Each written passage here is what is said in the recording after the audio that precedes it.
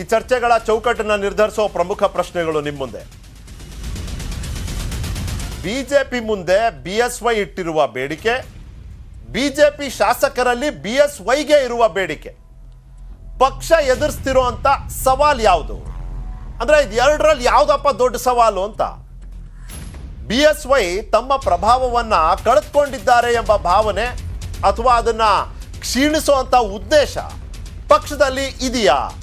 ಇದು ನಾವು ಕೇಳ್ತಿಲ್ಲ, ಬಿಎಸ್ವೈ ಆಪ್ತ ವಲಯದಲ್ಲಿ ಆಗ್ತಿರುವಂತ ಚರ್ಚೆ ಇದು. ಇನ್ನು ಇತ್ತೀಚಿನ ಘಟನೆಗಳು, ಬಿಎಸ್ವೈ ಕೊಟ್ಟ ಹೇಳಿಕೆಗಳು,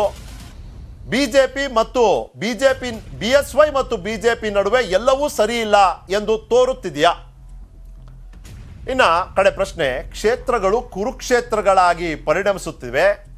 ನಿನ್ನೆಯ ಕೋಲಾರ ಕಾರ್ಯಕ್ರಮ, ಇವತ್ತಿನ ಭವಾನಿ ರೇವಣ್ಣ ಅವರ ಹೇಳಿಕೆಯ ಸಂದೇಶಗಳೇನು? ಇದೆಲ್ಲದಕ್ಕೂ ಒಂದಷ್ಟು ಘಟನೆಗಳನ್ನ ನಾವು ನೆನಪಿಸ್ಕೊಳ್ಳುವಂಥ ಅನಿವಾರ್ಯತೆ, ಅವಶ್ಯಕತೆ ಇದೆ. ಯಡಿಯೂರಪ್ಪನವರು ಒಂದು ಕಾರ್ಯಕ್ರಮದಲ್ಲಿ ಮಾತನಾಡಬೇಕಾದ್ರೆ ಹೇಳ್ತಾರೆ, ಇದು ಯಾವ ಸಂದರ್ಭ ಅಂತ ಕೂಡ ನಾನು ನೆನಪಿಸ್ಕೊಟ್ರೆ ನಿಮಗೂ ಕೂಡ ಸಮಂಜಸವಾಗಿ ಅರ್ಥ ಆಗುತ್ತೆ. ಒಂದು ಸಂದರ್ಭದಲ್ಲಿ ಕೆಲವು ಸರ್ಕಾರಿ ಕಾರ್ಯಕ್ರಮಗಳಿಗೆ ಬಿಜೆಪಿಯಲ್ಲಿ ಬಿಎಸ್ವೈಗೆ ಆಹ್ವಾನ ಕೊಟ್ಟಿರೋದಿಲ್ಲ. ಇನ್ನು ಕೆಲವು ಕಾರ್ಯಕ್ರಮಗಳ ಅನುಪಸ್ಥಿತಿಯಿಂದ ಗಮನವನ್ನು ಸೆಳೆದಂತಹ ಸಂದರ್ಭದಲ್ಲಿ ಬಿಎಸ್ವೈಗೆ ಪ್ರಶ್ನೆ ಕೇಳಲಾಗುತ್ತೆ ಯಡಿಯೂರಪ್ಪನವ್ರಿಗೆ, ಸರ್ ನಿಮ್ಮ ಪ್ರಭಾವ ಕಡಿಮೆ ಆಗೋಗ್ತಿದ್ಯಾ, ಬಿಜೆಪಿಯಲ್ಲಿ ನಿಮ್ಮ ಶಕ್ತಿಯನ್ನು ಕುಗ್ಗಿಸುವಂಥ ಯತ್ನ ನಡೆದಿದೆಯಾ ಅಂತ. ಆ ಸಂದರ್ಭದಲ್ಲಿ ಬಿಎಸ್ವೈ ಅವರು ಕೊಟ್ಟಂತ ಹೇಳಿಕೆ ಏನು ಸತ್ಯಾಂಶ ಇಲ್ಲ, ಯಾರನ್ನು ಮುಗಿಸೋಕ್ಕಾಗಲ್ಲ. ನನ್ನದೇ ಆದಂಥ ಒಂದು ಶಕ್ತಿ ಇದೆ, ಪಕ್ಷ ಬಲಪಡಿಸಿದ್ದೇನೆ, ಪಕ್ಷವನ್ನು ಅಧಿಕಾರಕ್ಕೆ ತರಕ್ಕೆ ಶ್ರಮ ಹಾಕಿದ್ದೇನೆ. ಇದು ಇಡೀ ರಾಜ್ಯದ ಜನರಿಗೆ ಗೊತ್ತಿರುವಂಥದ್ದು, ಅದನ್ನೇ ಮುಂದುವರಿಸ್ತೇವೆ. ಯಾವುದೇ ಗೊಂದಲ ಭಿನ್ನಾಭಿಪ್ರಾಯಗಳಿಲ್ಲ ನಮ್ಮಲ್ಲಿ. ಅದರಲ್ಲಿ ಏನು ಸತ್ಯಾಂಶ ಇಲ್ಲ, ಯಾರನ್ನು ಮುಗಿಸೋಕ್ಕಾಗಲ್ಲ. ನನ್ನದೇ ಆದಂಥ ಒಂದು ಶಕ್ತಿ ಇದೆ, ಪಕ್ಷ ಬಲಪಡಿಸಿದ್ದೇನೆ, ಪಕ್ಷವನ್ನು ಅಧಿಕಾರಕ್ಕೆ ತರಕ್ಕೆ ಶ್ರಮ ಹಾಕಿದ್ದೇನೆ. ಇದು ಇಡೀ ರಾಜ್ಯದ ಜನರಿಗೆ ಗೊತ್ತಿರುವಂಥದ್ದು, ಅದನ್ನೇ ಮುಂದುವರಿಸ್ತೇವೆ. ಯಾವುದೇ ಗೊಂದಲ ಭಿನ್ನಾಭಿಪ್ರಾಯಗಳಿಲ್ಲ ನಮ್ಮಲ್ಲಿ. ಈ ಚರ್ಚೆಯಲ್ಲೂ ಭಾಗವಹಿಸ್ತಿರುವಂಥ ಕಾಂಗ್ರೆಸ್ನ ವಕ್ತಾರರು ಇವತ್ತು ಮಾಧ್ಯಮವನ್ನು ಉದ್ದೇಶಿಸಿ ಮಾತನಾಡಿದಾಗ, ಇನ್ಫ್ಯಾಕ್ಟ್ ನಾನು ವೀಕ್ಷಕರಿಗೆ ಮತ್ತೊಮ್ಮೆ ನೆನಪಿಸ್ಕೊಡ್ಬೇಕು, ಇದೇ ಕಾರ್ಯಕ್ರಮದಲ್ಲಿ to the point Ramesh Babu ಅವರು ಹೇಳಿದ್ರು, ಬಿಜೆಪಿಯ 30ಕ್ಕೂ ಹೆಚ್ಚು ಶಾಸಕರು ಕೇಂದ್ರ ನಾಯಕತ್ವಕ್ಕೆ ಪತ್ರ ಬರೆದಿದ್ದಾರೆ. ಆ ಪತ್ರದಲ್ಲಿ ಹೇಳಿದ್ದಾರೆ, ಕಂಪ್ಲೇಂಟ್ ಅಲ್ಲ ಅದು ರಿಕ್ವೆಸ್ಟ್ ಲೆಟರು. ರಮೇಶ್ ಬಾಬು ಅವ್ರು ಹೇಗೆ ಹೇಳ್ತಾರೆ ನಾನು ಅವ್ರಿಗೆ ಬಿಡ್ತೀನಿ, ಅದನ್ನು ಅವ್ರು ವ್ಯಾಖ್ಯಾನಿಸ್ಲಿ. ಈ ರಿಕ್ವೆಸ್ಟ್ ಲೆಟರಲ್ಲಿ ಏನು ಇದೆಯಪ್ಪ ಅಂದರೆ, ರಮೇಶ್ ಬಾಬು ಅವ್ರು ಹೇಳೋ ಪ್ರಕಾರ ಬೊಮ್ಮಾಯಿ ಅವರ ನಾಯಕತ್ವದಲ್ಲಿ ನಾವು ಚುನಾವಣೆ ಎದುರಿಸೋದು ಸ್ವಲ್ಪ ಕಷ್ಟನೇ ಇದೆ, ಯಡಿಯೂರಪ್ಪನವ್ರನ್ನ ನೀವು ಸಕ್ರಿಯವಾಗಿ ಭಾಗವಹಿಸೋದಕ್ಕೆ ಆಹ್ವಾನ ಕೊಡಿ, ಸಕ್ರಿಯವಾಗಿ ಬಳಸ್ಕೊಳ್ಳಿ ಅವ್ರನ್ನ ಅಂತ ಹೇಳ್ತಾರೆ. ಆ ಮಾತನ್ನ ಒಮ್ಮೆ ಕೇಳ್ಬಿಡೋಣ, ರಮೇಶ್ ಬಾಬು ಅವ್ರ ಮಾತು. ಪೂರ ಪಕ್ಷದಲ್ಲಿ ನಡೀತಾ ಇರ್ತಕ್ಕಂಥ ದೊಡ್ಡ ಮಟ್ಟದ ಗುಂಪುಗಾರಿಕೆ ಇವತ್ತು ನಾನೊಂದು ತೀರ ನೀನೊಂದು ತೀರ. ಸನ್ಮಾನ್ಯ ಯಡಿಯೂರಪ್ಪನವ್ರು ಒಂದ್ ಕಡೆಗೆ ಹೋದ್ರೆ ಸನ್ಮಾನ್ಯ ಬಸವರಾಜ ಬೊಮ್ಮಾಯಿರವರು ಒಂದ್ ಕಡೆ ಹೋಗ್ತಾರೆ. ಕಳೆದ ವಾರ ಡೆಲ್ಲಿನಲ್ಲಿ ಆದಂತಹ ರಾಷ್ಟ್ರೀಯ ಕಾರ್ಯಕಾರಿ ಸಮಿತಿಯ ಸಭೆಯ ಸಂದರ್ಭದಲ್ಲಿ ಸುಮಾರು ಭಾರತೀಯ ಜನತಾ ಪಕ್ಷದ 30 ಶಾಸಕರು ಸಹಿ ಸಹಿತವಾಗಿ ಕೇಂದ್ರ ನಾಯಕರಿಗೆ ಪತ್ರ ಬರೆದಿದ್ದಾರೆ. ಕರ್ನಾಟಕದಲ್ಲಿ ಬೊಮ್ಮಾಯಿರವರ ನಾಯಕತ್ವ ಬದಲಾವಣೆ ಆಗಬೇಕು. ಇದನ್ನ ಬರೆದಿರ್ತಕ್ಕಂಥವ್ರು, ಸಹಿ ಹಾಕಿರ್ತಕ್ಕಂಥವ್ರು ಎಲ್ಲ ಯಡಿಯೂರಪ್ಪನವರ ಬೆಂಬಲಿಗರು, ಅನುಯಾಯಿಗಳು. ಅವರು ಸನ್ಮಾನ್ಯ ಬಸವರಾಜ ಬೊಮ್ಮಾಯಿ ನಾಯಕತ್ವದಲ್ಲಿ ಕರ್ನಾಟಕದಲ್ಲಿ ಚುನಾವಣೆಗೆ ಹೋಗೋದಕ್ಕೆ ತಯಾರಿಲ್ಲ. ಕೇಂದ್ರದ ಬಿಜೆಪಿ ನಾಯಕತ್ವ ಯಡಿಯೂರಪ್ಪನವರಿಗೆ ನಾಯಕತ್ವ ಕೊಡೋದಕ್ಕೆ ಅವ್ರು ತಯಾರಿಲ್ಲ. ಹಾಗಾಗಿ ಇವತ್ತು ಭಾರತೀಯ ಜನತಾ ಪಕ್ಷದಲ್ಲಿ ಆಂತರಿಕ ಭಿನ್ನಾಭಿಪ್ರಾಯ ಮುಗಿಲು ಮುಟ್ಟಿದೆ. ಇನ್ನು ಈ ಆರೋಪ ಮತ್ತೆ ಹೇಳಿಕೆ ಬರ್ತಿದ್ದಂತೆ ಬಿಜೆಪಿಯ ನಾಯಕರು ಸಮರ್ಥಿಸ್ಕೊಳ್ಳೋದಕ್ಕೆ, ಡಿಫೆಂಡ್ ಮಾಡ್ಕೊಳ್ಳೋದಕ್ಕೆ ಮುಂದಾದ್ರು. ರಾಜ್ಯಾಧ್ಯಕ್ಷರು ಕಟೀಲ್ ಅವರು, ರಾಷ್ಟ್ರೀಯ ಪ್ರಧಾನ ಕಾರ್ಯದರ್ಶಿ CT ರವಿ ಅವರು ಯಡಿಯೂರಪ್ಪನವರ ನಾಯಕತ್ವದ ಬಗ್ಗೆ ಮಾತನಾಡಿದ್ದಾರೆ, ಕೇಳೋಣ. ನೋಡಿ, ಯಡಿಯೂರಪ್ಪರು ನಮ್ಮ ಸರ್ವೋಚ್ಚ ನಾಯಕ. ನಾನು ಈಗಾಗಲೇ ಹೇಳಿದ್ದೇನೆ, ಪಾರ್ಲಿಮೆಂಟರಿ ಬೋರ್ಡ್ ಸದಸ್ಯರು, ನಮ್ಮ ಇಲೆಕ್ಷನ್ ಬೋರ್ಡಲ್ಲೂ ಅವರೇ ಇರುವಂಥದ್ದು. ಹಾಗಾಗಿ ಅವರಿಗೆ ಒಬ್ಬ ಹಿರಿಯರಾಗಿ ಏನೆಲ್ಲ ಕೊಡಬೇಕು ಅದೊಂದು ಪಾರ್ಟಿ ಕೊಡ್ತಾ ಇದೆ. ಅವರು ಸಂತೃಪ್ತವಾಗಿದ್ದಾರೆ, ಅವರೇ ಪಾರ್ಟಿಯನ್ನು ಮುನ್ನಡೆಸ್ತಾ ಇದ್ದಾರೆ. ಅವರ ಮಾರ್ಗದರ್ಶನದಲ್ಲಿ ನಾವು ಮುಂದಾಗ್ತಾ ಹೋಗ್ತೇವೆ, ಅವರ ಮಾರ್ಗದರ್ಶನದಲ್ಲಿ ಸರ್ಕಾರ ನಡೀತದೆ. ಕಡೆನೂ ಸಕ್ರಿಯವಾಗಿ ಈ ವಯಸ್ಸಿನಲ್ಲೂ ಕೂಡ ನಾವು ಭಾಳ ಸರಿ ನಮಗೆ ಸಂತೋಷ ಮತ್ತು ಆಶ್ಚರ್ಯ ಎರಡೂ ಆಗುತ್ತೆ. ಸಂತೋಷ ಏನು ಅಂತ ಹೇಳಿದ್ರೆ, 4 ಬಾರಿ ಮುಖ್ಯಮಂತ್ರಿಯಾಗಿ ರಾಜಕಾರಣದ ಎಲ್ಲ ಮಜಲುಗಳನ್ನು ಹತ್ತಿದಂಥವರು, ಅವರು ಇವತ್ತಿಗೂ ಆಸಕ್ತಿ ಇಟ್ಕೊಂಡಿರೋದು ಸಂತೋಷದ ಸಂಗತಿ. ನಮ್ಮ ಪಾರ್ಟಿಯವರು ಅನ್ನೋದು ಸಂತೋಷದ ಸಂಗತಿ. ಆಶ್ಚರ್ಯ ಅಂದರೆ ದೇವರು ಇಷ್ಟೊಂದು ಸಾಮರ್ಥ್ಯನ ಅವ್ರಿಗೆ ಕೊಟ್ಟಿದ್ದಾರಲ್ಲ, ಇಷ್ಟು ಉತ್ಸಾಹ, ಅದು ಒಂದು ಆಶ್ಚರ್ಯ ಸಂಗತಿ. ಎಲ್ಲೆಲ್ಲಿ ಅಪೇಕ್ಷೆ ಇದೆ ಅದನ್ನೆಲ್ಲ ಕಡೆನೂ ಓಡಾಡ್ತಾರೆ ಅವರು, ಸಾಮರ್ಥ್ಯ ಮೀರಿ ಓಡಾಡ್ತಾರೆ. ಎಲ್ಲಿಗೆ ಬರಲ್ಲ ಅಂತ ಹೇಳಿದ್ದಾರೆ ಹೇಳಿ, ಎಲ್ಲ ಕಡೆಗೂ ಹೋಗಿದ್ದಾರೆ. ಅಲ್ಲ, ಸಿ ಟಿ ರವಿ ಅವ್ರ ಮಾತಿಂದಾನೆ ಶುರು ಮಾಡೋಣ. ಈ ಚರ್ಚೆಯಲ್ಲಿ ನನ್ನ ಜೊತೆ ಚರಣ್ ಗೌಡ್ರು ಇದ್ದಾರೆ, JDS-ನ ವಕ್ತಾರರು, ರಮೇಶ್ ಬಾಬು ಅವರಿದ್ದಾರೆ, ಕಾಂಗ್ರೆಸ್ನ ವಕ್ತಾರರು, ನನ್ನ ಸಹೋದ್ಯೋಗಿ ಹಾಗೂ ಪೊಲಿಟಿಕಲ್ ಬ್ಯೂರೋದ ಮುಖ್ಯಸ್ಥರಾದ ಚಿದಾನಂದ್ ಪಟೇಲ್ ಅವರು ಕೂಡ ಇದ್ದಾರೆ ಇಲ್ಲಿ. ಮತ್ತೆ ಹೊರಗಿನಿಂದ ಬಿಜೆಪಿಯ ಮುಖ್ಯ ವಕ್ತಾರರಾದ ಮಹೇಶ್ ಅವರು. ನಮಸ್ಕಾರ ಮಹೇಶ್ ಅವರೇ, ಸ್ವಾಗತ ಎಲ್ರಿಗೂ. ಸಿ ಟಿ ರವಿ ಅವರ ಮಾತಿನಿಂದಾನೇ ಶುರು ಮಾಡೋಣ. ಇನ್ಫ್ಯಾಕ್ಟ್ ನಾನು ಚಿದಾನಂದ್ ಪಟೇಲಿಂದ ಮಾತಾಡ್ಸೋದು ಶುರು ಮಾಡ್ತೀನಿ. ಉತ್ಸಾಹ ಅಂತ ಹೇಳ್ತಾರೆ, ಅವರ ಉತ್ಸಾಹ ನೋಡಿ ಅಂತಾರೆ. ಉತ್ಸಾಹ ಮೂರ್ತಿಯನ್ನು ಉತ್ಸವ ಮೂರ್ತಿ ಮಾಡಿಬಿಟ್ರೆ ಅವ್ರು ಒಪ್ತಾರ? ಇವತ್ತು ನಮ್ಮಲ್ಲಿ ನಾವೊಂದು ವರದಿ ಮಾಡಿದ್ದೀವಿ, ಚಿದಾನಂದ್ ಪಟೇಲ್ ಅವರೇ ನೀವೇ ಆ ವರದಿನ ಸಲ್ಲಿಸಿದ್ದೀರಿ ನಮಗೆ. BSYಗೆ ಒಂದು ಡಿಮ್ಯಾಂಡ್ ಇದೆ. ಶಾಸಕರು ಮನೆ ಮುಂದೆ ಕ್ಯೂ ನಿಲ್ಕತ್ತಿದ್ದಾರೆ, ನಮ್ಮ ಕ್ಷೇತ್ರಕ್ಕೆ ಬನ್ನಿ, ನಮ್ಮ ಕ್ಷೇತ್ರಕ್ಕೆ ಬನ್ನಿ. ಅದರಲ್ಲೂ ಲಿಂಗಾಯತ ಮತದಾನದ ಪ್ರಾಬಲ್ಯ ಇರುವಂಥ ಕ್ಷೇತ್ರಗಳಲ್ಲಂತೂ ಅತಿ ಹೆಚ್ಚು ಡಿಮ್ಯಾಂಡ್. ಈಗ ಪಕ್ಷ ಕಳಿಸ್ತಾ ಇಲ್ಲ, ಅದಕ್ಕೆ ಬೆಂಗಳೂರು ಸುತ್ತಮುತ್ತ ಇರೋಂಥವ್ರು, ಹತ್ರ ಇರೋಂಥವ್ರು ಏನು ಮಾಡ್ತಿದ್ದಾರೆ ಪಟೇಲ್ ಜಿ, ಅವರು ಈ ದೇವಸ್ಥಾನ, ಇನ್ನೊಂದು ಕಾರ್ಯಕ್ರಮ, ಪೂಜೆ ಪುನಸ್ಕಾರ, ಈ ನೆಪದಲ್ಲಿ ಅವ್ರನ್ನ ಕಳಿಸ್ಕೊತಿದ್ದಾರೆ. ಅಂದರೆ BSYಗೆ ನೆಪ ಬೇಕಾಯ್ತಲ್ಲ ಅಂತ ಶುರು ಮಾಡಿ. ನಾನು ಸಣ್ಣ ಒಂದು ಉದಾಹರಣೆ ಕೊಡ್ತಾ ಹೋಗ್ತೀನಿ ನಿಮಗೆ. ಪ್ಲೀಸ್. BS ಯಡಿಯೂರಪ್ಪನವರು ಎಷ್ಟು BJPಗೆ ಅವರು ಮುಖ್ಯ ನನ್ನ 2013 ಉದಾಹರಣೆ ತಗೊಳ್ಳೋಣ. ಅವರು ಒಂದು KJP ಅಂತ ಒಂದು ಪಕ್ಷನ ಕಟ್ತಾರೆ. ಪಕ್ಷನ ಕಟ್ಟಿದ ಸಂದರ್ಭದಲ್ಲಿ 8% ಓಟನ್ನು ತಗೊಳ್ತಾರೆ. 8% ಓಟ್ ಅಂತೇಳಿ ಲೆಕ್ಕಾಚಾರದಲ್ಲಿ 40ರಿಂದ 50 ಲಕ್ಷ ಜನರಿಗೆ ಇನ್ಫ್ಲೂಯೆನ್ಸ್ ಆದಂಗೆ. ಅದು ಹತ್ತತ್ರ 40ರಿಂದ 45 ಕ್ಷೇತ್ರಗಳು ಆ 8%ನ ಕ್ಯಾಪ್ಚರ್ ಮಾಡುತ್ತೆ. BJP ಕೂಡ ಈ KJP ಕಾರಣಕ್ಕಾಗಿ KJP ಎಲ್ಲೆಲ್ಲಿ ಅಭ್ಯರ್ಥಿಗಳನ್ನ ಹಾಕಿದ್ರಲ್ಲಿ 500ರಿಂದ 4,500 ಓಟಿನ ಹೊರಗೆ 45 ಕ್ಷೇತ್ರಗಳನ್ನು ಸೋತಿದ್ದಾರೆ. ಅಂದರೆ ಇಲ್ಲಿ ಇರಲಿಲ್ಲ ಅಂದ್ರೆ ಅದನ್ನ ಗೆದ್ದಿಲ್ತಿದ್ರು. ಹಾಗಾಗಿ ಅವರ ಇನ್ಫ್ಲುಯೆನ್ಸ್ ಎಷ್ಟು ಅನ್ನೋದು ಸ್ಮಾಲ್ ಎಕ್ಸಾಂಪಲ್. ಜೊತೆಗೆ ಹಿತಕಾಯರು ಅಂತ ಹೇಳ್ತಾರೆ. ಈಗ ಬೇರೆ ಎಲ್ಲರೂ ಕೂಡ ಸಂಘ ಪಕ್ಷ ಹಿತಕಾಯರು ಅಂತ ಹೇಳ್ತಾರೆ. ಆದರೆ ಯಡಿಯೂರಪ್ಪನವರು ಅಂತ ಹೇಳಿದ್ರೆ ಲಿಂಗಾಯತ ಮತ್ತು ವೀರಶೈವ ಸಮುದಾಯದಲ್ಲಿ ನಮ್ಮ ಸಮುದಾಯದ ಹಿತಕಾಯೋ ವ್ಯಕ್ತಿ ಅಂತ ಹೇಳಿ. ಮತ್ತೊಂದು ಯಡಿಯೂರಪ್ಪನವರಿಗೆ ಒಂಥರ ಮಿಂಚಿನ ಸಂಚಾರ ಅಂತ ಹೇಳ್ತಾರೆ. ಅವರಿಗೆ ಅವ್ರದ್ದೇ ಆದ ಸಂಚಲನತೆ ಇದೆ. ಅವರು ಆ ಕ್ಷೇತ್ರಕ್ಕೆ ಹೋದರೆ ಅವರು ಹಳೆ ನೆನಪುಗಳು ಮತ್ತು ಆ ಕ್ಷೇತ್ರಗಳ ಅವ್ರಿಗೆ ಕೊಟ್ಟಿರ್ತಕ್ಕಂಥ ಅನುದಾನಗಳು, ಆ ಎಲ್ಲ ಕ್ಷೇತ್ರಗಳು ಮಠಮಾನ್ಯಗಳು ಕೂಡ ಒಂದು ಅನುದಾನ ಕೊಡೋ ಮುಖಾಂತರ ಈ ರಾಜ್ಯದಲ್ಲಿ ಮಠಗಳಿಗೂ ಕೂಡ ಸಣ್ಣ ಮಠಗಳು ಕೂಡ ಶ್ರೀಮಂತ ಮಠಗಳು ಹೊರತುಪಡಿಸಿದ್ರೆ ಸಣ್ಣ ಮಠಗಳನ್ನು ಕೂಡ ಉದ್ಧಾರಕ್ಕೆ ಯಡಿಯೂರಪ್ಪನವರು ಕಾರಣಕರ್ತರಾದರು. ಹಾಗಾಗಿ ಎಲ್ಲ ಕ್ಷೇತ್ರಗಳಿಗೆ ಅವರಿಗೆ ಮೋದಿ ಬರ್ತಾರ, ಅಮಿತ್ ಶಾ ಬರ್ತಾರ ಬೇಕಾಗಿಲ್ಲ. ಆದರೆ ಯಡಿಯೂರಪ್ಪ ಬರಬೇಕು. ಯಡಿಯೂರಪ್ಪ ಬರೋದ್ರಿಂದ ಅದು 5,000ದಿಂದ ಹಿಡಿದು 25,000 ಮತಗಳನ್ನು ತರುತ್ತೆ ಅನ್ನೋದು ಅವರ ಲೆಕ್ಕಾಚಾರ. ಇನ್ನೊಂದು ನಿಮಗೆ ಉದಾಹರಣೆ ಕೊಡ್ತೀನಿ. ಸಾಮಾನ್ಯವಾಗಿ ಲಿಂಗಾಯತ ಕ್ಷೇತ್ರಗಳಲ್ಲಿ ಫೈಟ್ ಇರೋದು ಕಾಂಗ್ರೆಸ್ ಮತ್ತು BJP ನಡುವೆ ಮಾತ್ರ ನೇರವಾಗಿ ಫೈಟ್ ಇರೋದು. ಅಲ್ಲಿ JDS ಫೈಟ್ ಇಲ್ಲ. ಈ ಒಕ್ಕಲಿಗ ಕ್ಷೇತ್ರಗಳಲ್ಲಿ ಕಾಂಗ್ರೆಸ್ ಮತ್ತು JDS ಫೈಟ್ ಇದೆ ವಿನಃ ಲಿಂಗಾಯತ ಕ್ಷೇತ್ರಗಳಲ್ಲಿ ಕಾಂಗ್ರೆಸ್ ಮತ್ತು BJP ಫೈಟ್ ಇರೋದು. ಅಂಥ ಸಂದರ್ಭದಲ್ಲಿ ಯಾರು ಕಾಂಗ್ರೆಸ್ನ ಮಾಸ್ ಲೀಡರ್ಗಳು ಯಾರು? ಅಲ್ಲಿ ಲಿಂಗಾಯತ ಕ್ಷೇತ್ರಗಳಲ್ಲಿ MB ಪಾಟೀಲ್ ಹೋಗಬೇಕು, ಲಿಂಗಾಯತ ನಾಯಕರುಗಳು ಹೋಗಬೇಕು, ಅಲ್ಲೊಂದಷ್ಟು ಸಿದ್ದರಾಮಯ್ಯ ಕೂಡ ಹೋಗಬೇಕು.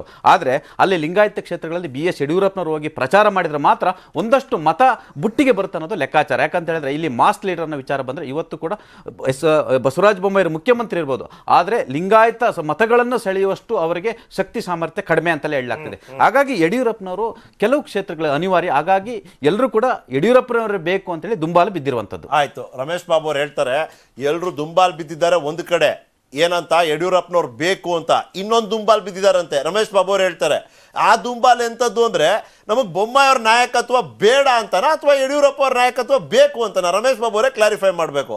ಇದು ಮೊದಲನೇ ಬಾರಿ ನೀವು ಹೇಳಿದ್ದು ಇದೇ ಕಾರ್ಯಕ್ರಮದಲ್ಲಿ ಹೇಳಿದ್ರಿ. ನಾನು ಅವತ್ತು ನಿಮ್ಗೆ ಹೊರಗೆ ಹೋದ್ಮೇಲೆ ಕೇಳಿದೆ, ಸರ್ ಇದ್ರದ್ದೊಂದು ಪೇಪರ್ ಇದ್ರೆ ಕೊಡಿ ಸರ್, ನಾವು ಮಾಡೋಣ ಅಂತ. ಪ್ಲೀಸ್. ಚಿದಾನಂದ್ ಪಟೇಲ್ರವರು ವಿಶ್ಲೇಷಣೆ ಮಾಡಿದಂಥ ವಿಚಾರಗಳನ್ನ ಒಪ್ಕೊಂಡು ಕರ್ನಾಟಕದಲ್ಲಿ ಜನನಾಯಕರು ಇವತ್ತಿನ ಕಾಲಘಟ್ಟಕ್ಕೆ, ನಾನು ಹಿಂದಿನ ಕಾಲಘಟ್ಟದ ಮಾತಾಡೋದಿಲ್ಲ, ಇವತ್ತಿನ ಕಾಲಘಟ್ಟಕ್ಕೆ ಇರ್ತಕ್ಕಂಥ ಕೆಲವೇ ನಾಯಕರಲ್ಲಿ ಸನ್ಮಾನ್ಯ ಯಡಿಯೂರಪ್ಪನವರು ಒಬ್ಬರು. ರಾಜಕೀಯದ ಏಳು ಬೀಳು ಏನೇ ಇರಲಿ, ಈಸ್ ಎ ಮಾಸ್ ಲೀಡರ್. ಸಿದ್ದರಾಮಯ್ಯನವರು ಮಾಸ್ ಲೀಡರ್, ದೇವೇಗೌಡರು ಮಾಸ್ ಲೀಡರ್, ಖರ್ಗೆರವರು, ಮಲ್ಲಿಕಾರ್ಜುನ್ ಖರ್ಗೆರವರು ಮಾಸ್ ಲೀಡರ್. ಅಷ್ಟರ ಮಟ್ಟಿಗೆ ಅವ್ರನ್ನ ಒಪ್ಕೊಂಡು ನಾವು ಮಾತಾಡಬೇಕಾಗತ್ತೆ. ಕರ್ನಾಟಕದ ಇವೆಲ್ಲ ಬೆಳವಣಿಗೆಗಳನ್ನು ನೋಡಿದಂಥ ಸಮಯದಲ್ಲಿ ಅವರು KJP ಮಾಡಿ ಅವ್ರ ಶಕ್ತಿಯನ್ನು ರುಜುವಾತು ಮಾಡಿರೋದನ್ನು ಹೊರತುಪಡಿಸಿ ಇವತ್ತು ಸಹ BJPಗೆ ಶಕ್ತಿ ಇದ್ದಂಥದ್ದು ಸನ್ಮಾನ್ಯ ಯಡಿಯೂರಪ್ಪನವರು. ಅವ್ರನ್ನ 75 ವರ್ಷದ ಒಂದು ಏಜಿನ ಕಾರಣವನ್ನು ಕೊಟ್ಟು, ಅದು ಇವತ್ತಿನವರೆಗೂ BJP ಅದನ್ನು ಬಹಿರಂಗಪಡಿಸಿಲ್ಲ. ಯಾವ ಕಾರಣಕ್ಕೆ ಕಾಂಗ್ರೆಸ್ ಪಕ್ಷ ಮಾಡಿದಂಥ ಆರೋಪದ ಕಾರಣಕ್ಕೆ ತೆಗೆದ್ರ ಅಥವಾ 75 ವರ್ಷದ ಏಜ್ ಲಿಮಿಟ್ಗೆ ತೆಗೆದ್ರ ಅಂತೇಳಿ ಇವತ್ತಿನವರೆಗೂ BJP ಅವರು ಸ್ಪಷ್ಟಪಡಿಸಿಲ್ಲ. ಜುಲೈ 26, 2021 ಅವರು ರಾಜೀನಾಮೆಯನ್ನು ಭಾಳ ನೋವಿನಿಂದ ರಾಜೀನಾಮೆಯನ್ನು ಕೊಟ್ಟರು. ನಾನು ಅನೇಕ ಸಂದರ್ಭಗಳಲ್ಲಿ ಕಾಂಗ್ರೆಸ್ ಪಕ್ಷದ ಪರವಾಗಿ ಹೇಳಿದ್ದೇನೆ, ಬಸವರಾಜ ಬೊಮ್ಮಾಯಿರವರು ಅವರ ಕ್ಯಾಂಡಿಡೇಟ್ ಅಲ್ಲ, CM ಸ್ಥಾನಕ್ಕೆ ಯಾವತ್ತೂ ಸಹ ಅವ್ರು ನಾಮಿನೇಟ್ ಮಾಡಿದ್ದಲ್ಲ. ಅವ್ರ ಕೈಲಿ ಹೇಳ್ಸಿದ್ದು BJP ಹೈಕಮಾಂಡು, ಇವ್ರ ಹೆಸರು ಹೇಳಿ ಅಂತೇಳಿ. ಯಾವತ್ತು ಅರವಿಂದ್ ಬೆಲ್ಲದ್ದು, ಬಸವರಾಜ ಬೊಮ್ಮಾಯಿ, ಜಗದೀಶ್ ಶೆಟ್ಟರು, ಈ ಥರ ಅನೇಕ ಹೆಸರುಗಳು ಪ್ರಸ್ತಾಪಕ್ಕೆ ಬಂದಿತ್ತು. ಆವತ್ತಿನ ಕಾಲಘಟ್ಟಕ್ಕೆ ಅವ್ರ ಕೈಲಿ ಹೆಸರನ್ನ ಹೇಳಿಸಿ ಇವ್ರನ್ನ ಪ್ರಸ್ತಾಪ ಮಾಡಿ ತಗೊಂಬಂದ್ರು, ಅದು ಪ್ರಶ್ನೆ ಬೇರೆ. ಇವತ್ತಿರ್ತಕ್ಕಂಥ ಚರ್ಚೆ ಯಡಿಯೂರಪ್ಪನವ್ರಿಗೆ ಪದೇ ಪದೇ ನನ್ನನ್ನು ನಿರ್ಲಕ್ಷ್ಯ ಮಾಡ್ತಾ ಇದ್ದಾರೆ ಅನ್ನೋ ಭಾವನೆ ಪ್ರತಿ ಸಂದರ್ಭದಲ್ಲಿ ಕಾಡ್ತಾ ಇದೆ. ಯಾವಾಗ ಇವರು ಈಗಾಗಲೇ ನಳಿನ್ ಕುಮಾರ್ ಅವರು ಹೇಳಿದಂಥ ಮಾತನ್ನು ನೋಡಿದೆ, ನಾವು ಕೇಂದ್ರ ಚುನಾವಣಾ ಸದಸ್ಯನಾಗಿ ಮಾಡಿದ್ದೀವಿ BJPಗೆ ಅಂತೇಳಿ. ಯಾವಾಗ ಮಾಡಿದ್ರಿ ನೀವು? ಆಗಸ್ಟ್ 3ನೇ ತಾರೀಕು ಸಿದ್ದರಾಮೋತ್ಸವ ಕಾರ್ಯಕ್ರಮ ಆದ ನಂತರ ಅಲ್ಲಿ ನಡೆದಂಥ ಜನಸಂಭ್ರಮ ನೋಡಿ ಬೆಚ್ಚಿಬಿದ್ದಂಥ BJP ನಾಯಕರು ಆಮೇಲೆ ಇವ್ರನ್ನ ಅಲ್ಲಿ ಅನೌನ್ಸ್ ಮಾಡಿದ್ರು. ಅಲ್ಲಿವರೆಗೂ ಅದಕ್ಕೆ ಮುಂಚೆನೂ ಸಹ ಅವರು ರಾಜೀನಾಮೆ ಕೊಡೋಕ್ಕೆ ಮುಂಚೆ ಡೆಲ್ಲಿಗೆ ಹೋಗಿ ಪ್ರಧಾನಮಂತ್ರಿನ ಭೇಟಿ ಮಾಡಿದ್ರೆ ಭೇಟಿಗೆ ಅವಕಾಶ ಸಿಕ್ಕಲಿಲ್ಲ. ಅವ್ರು ಬೇಜಾರು ಮಾಡ್ಕೊಂಡು ಏರ್ಪೋರ್ಟ್ಗೆ ಬರಬೇಕಾದ್ರೆ ಮತ್ತೆ ವಾಪಸ್ ಕರ್ಸ್ಕೊಂಡು ಕೇವಲ 7ರಿಂದ 8 ನಿಮಿಷ ಅಷ್ಟೇ ಪ್ರೈಮ್ ಮಿನಿಸ್ಟರ್ನ ಜೊತೆ ಮಾತಾಡಿದ್ದು. ಬಂದರು, ಇಲ್ಲಿ ಕಣ್ಣಲ್ಲಿ ನೀರು ಹಾಕಿದ್ರು, ರಾಜೀನಾಮೆ ಕೊಟ್ಟರು, ಅದೊಂದು ಕಡೆ. ಅದಾದಮೇಲೂ ಸಹ ಯಾವುದೇ ಅವಕಾಶವನ್ನು ಕೊಡಲಿಲ್ಲ. ಇವೆಲ್ಲ ಬೆಳವಣಿಗೆ ನಡುವೆ ಎಲ್ಲ ಬಸವರಾಜ ಬೊಮ್ಮಾಯಿರವರು ಮುಖ್ಯಮಂತ್ರಿ ಆದ ನಂತರ ನಡೆದಂತಹ ವಿಧಾನ ಪರಿಷತ್ತಿನ ಸ್ಥಳೀಯ ಸಂಸ್ಥೆಗಳ ಚುನಾವಣೆ ಇರ್ಬೋದು, ಹಾನಗಲ್ ಉಪಚುನಾವಣೆ ಇರ್ಬೋದು, ಸಿಂದಗಿ ಚುನಾವಣೆ ಇರ್ಬೋದು, ಈ ಥರದ ಎಲ್ಲ ಚುನಾವಣೆಗಳಲ್ಲಿ BJPಗೆ ಹೇಳ್ಕೊಳ್ಳೋಂಥ ಸಾಧನೆ ಮಾಡೋಕ್ಕೆ ಸಾಧ್ಯ ಆಗಿಲ್ಲ. ಎಲ್ಲೋ ಒಂದು ಕಡೆ ಭಾರತೀಯ ಜನತಾ ಪಕ್ಷದಲ್ಲಿರ್ತಕ್ಕಂಥ ಯಡಿಯೂರಪ್ಪನವರ ಅನುಯಾಯಿಗಳು ಮತ್ತು ಇನ್ನು ಕೆಲವರು ಅವರ ಬೆಂಬಲಿಗರಿಗೆ ಯಡಿಯೂರಪ್ಪನವ್ರ ನಾಯಕತ್ವ ನಮ್ಗೆ ಅನಿವಾರ್ಯ ಅನ್ನೋ ಒಂದು ಒತ್ತಾಸೆ ಬಂದಿದ್ದರಿಂದ ಮತ್ತು ಅವ್ರಿಗೂ ಸಹ ಇದು ಅನಿವಾರ್ಯ ಇರೋದ್ರಿಂದ ಅವರು ಪತ್ರ ಮುಖೇನ ಇವತ್ತು ಕೇಂದ್ರಕ್ಕೆ ಒತ್ತಡ ಹಾಕುವಂಥ ಒಂದು ಪ್ರಯತ್ನವನ್ನು ಮಾಡಿದ್ದಾರೆ. ಅಲ್ಲಿ ಎರಡು ಅಂಶ. ಒಂದು, ಬಸವರಾಜ ಬೊಮ್ಮಾಯಿಯವರ ನಾಯಕತ್ವ ಬೇಡ ಅನ್ನೋದು, ಇನ್ನೊಂದು ಕಡೆ ಯಡಿಯೂರಪ್ಪನವ್ರ ನಾಯಕತ್ವದಲ್ಲಿ ಹೋಗಬೇಕು ಅನ್ನೋದು. ಇವೆರಡು ಅಂಶಗಳನ್ನ ಇಟ್ಕೊಂಡು ಮಾಡಿದ್ದಾರೆ. ಮತ್ತು ಚಿದಾನಂದ ಪಟೇಲ್ರವರು ಬಹುಶಃ ನನಗಿನ್ನ ಚೆನ್ನಾಗಿ ಅವ್ರು ವಿಶ್ಲೇಷಣೆ ಮಾಡ್ತಾರೆ. ಈ ಥರದ ಕ್ರೈಸಿಸ್ ಬಂದಂಥ ಸಂದರ್ಭಗಳಲ್ಲಿ ನೀವು ಯಡಿಯೂರಪ್ಪನವರ ರಾಜಕೀಯ ಇತಿಹಾಸವನ್ನು ನೋಡಿದಾಗ ಈ ಥರದ ಕ್ರೈಸಿಸ್ ಅವರಿಗೆ ಒಂದು ಸ್ಟೆಪ್ ಮೇಲೆ ಹೋಗಬೇಕು ಅಂತ ಬಂದಂಥ ಸಂದರ್ಭಗಳಲ್ಲಿ ಈ ಥರದ ಪತ್ರ ಚಳುವಳಿ ಅಂದರೆ ಬೆಂಬಲಿಗರ ಮೂಲಕ ಪತ್ರಗಳನ್ನ ಬರೆಸುವಂಥದ್ದು ಯಾವಾಗಲೂ ಯಡಿಯೂರಪ್ಪನವ್ರು ಮಾಡ್ಕೊಂಬಂದಿದ್ದಾರೆ. ಇವತ್ತು ಸಹ ಅವ್ರು ಯಡಿಯೂರಪ್ಪನವರೇ ಮಾಡಿಸಿದ್ದಾರೆ ಅಂತ ನಾನು ಹೇಳೋದಕ್ಕಿಂತ ಅವ್ರ ಜೊತೆ ಇರ್ತಕ್ಕಂಥವ್ರಿಗೆ ಮತ್ತು ಇವತ್ತಿರ್ತಕ್ಕಂಥ ರಾಜಕೀಯ ಪರಿಸ್ಥಿತಿ ಕರ್ನಾಟಕದಲ್ಲಿ ಎಲ್ಲೋ ಒಂದು ಕಡೆ ನಮಗೆ ಅವ್ರ ನಾಯಕತ್ವ ಇದ್ದರೆ ನಾವು ಗೆಲ್ಲಬಹುದು ಅನ್ನೋ ಒಂದು ಮನೋಭಾವ ಇರೋದ್ರಿಂದ, ಮತ್ತು ಎಲ್ಲೋ ಒಂದು ಕಡೆ ಕೇಂದ್ರದ BJP ನಾಯಕತ್ವ ಯಡಿಯೂರಪ್ಪನವ್ರನ್ನ ನಿರ್ಲಕ್ಷ್ಯ ಮಾಡ್ತಾ ಇದ್ದಾರೆ ಅಂತೇಳಿ ಭಾವನೆ ಬಂದಿರೋದ್ರಿಂದ ಅವರು ಪತ್ರ ಮುಖೇನ ಅವರ ಪ್ರತಿಭಟನೆಯನ್ನು ದಾಖಲು ಮಾಡಿ ಎರಡು ಅಂಶ ಹೇಳಿದ್ದಾರೆ. ಒಂದು, ನಾವು ಬಸವರಾಜ ಬೊಮ್ಮಾಯಿಯವರ ನಾಯಕತ್ವದಲ್ಲಿ ಚುನಾವಣೆಗೆ ಹೋದರೆ ನಮಗೆ ಅನುಕೂಲ ಆಗೋದಿಲ್ಲ. ಎರಡನೇದು, ಇವತ್ತು ಸಹ ಯಡಿಯೂರಪ್ಪನವರು ಚಲಾವಣೆಯಲ್ಲಿ ಇರ್ತಕ್ಕಂಥವ್ರು ಅವ್ರಿಗೆ ನಾಯಕತ್ವ ಕೊಡಿ. ಇವೆರಡು ಅಂಶಗಳಲ್ಲಿ ಪತ್ರ ಇವತ್ತು ಅವರ ಕೇಂದ್ರ ಸಮಿತಿಗೆ ತಲುಪಿದೆ. ಅಲ್ಲ ಸರಣ್ಗೌಡ್ರೆ, ಮಾತಾಡ್ತೀನಿ ಒಂದು ನಿಮಿಷ. ರಮೇಶ್ ಬಾಬು ಅವರು ಎರಡು ಅಂಶ ಹೇಳಿದ್ರಿ, ನಾನು ಎರಡು ಪ್ರಶ್ನೆ ಕೇಳ್ತೀನಿ. ಒಂದು, ಪತ್ರ ತೋರಿಸಿ ಅಂತ ಈಗ ಮಹೇಶ್ ಅವ್ರು ಕೇಳ್ತಾರೆ.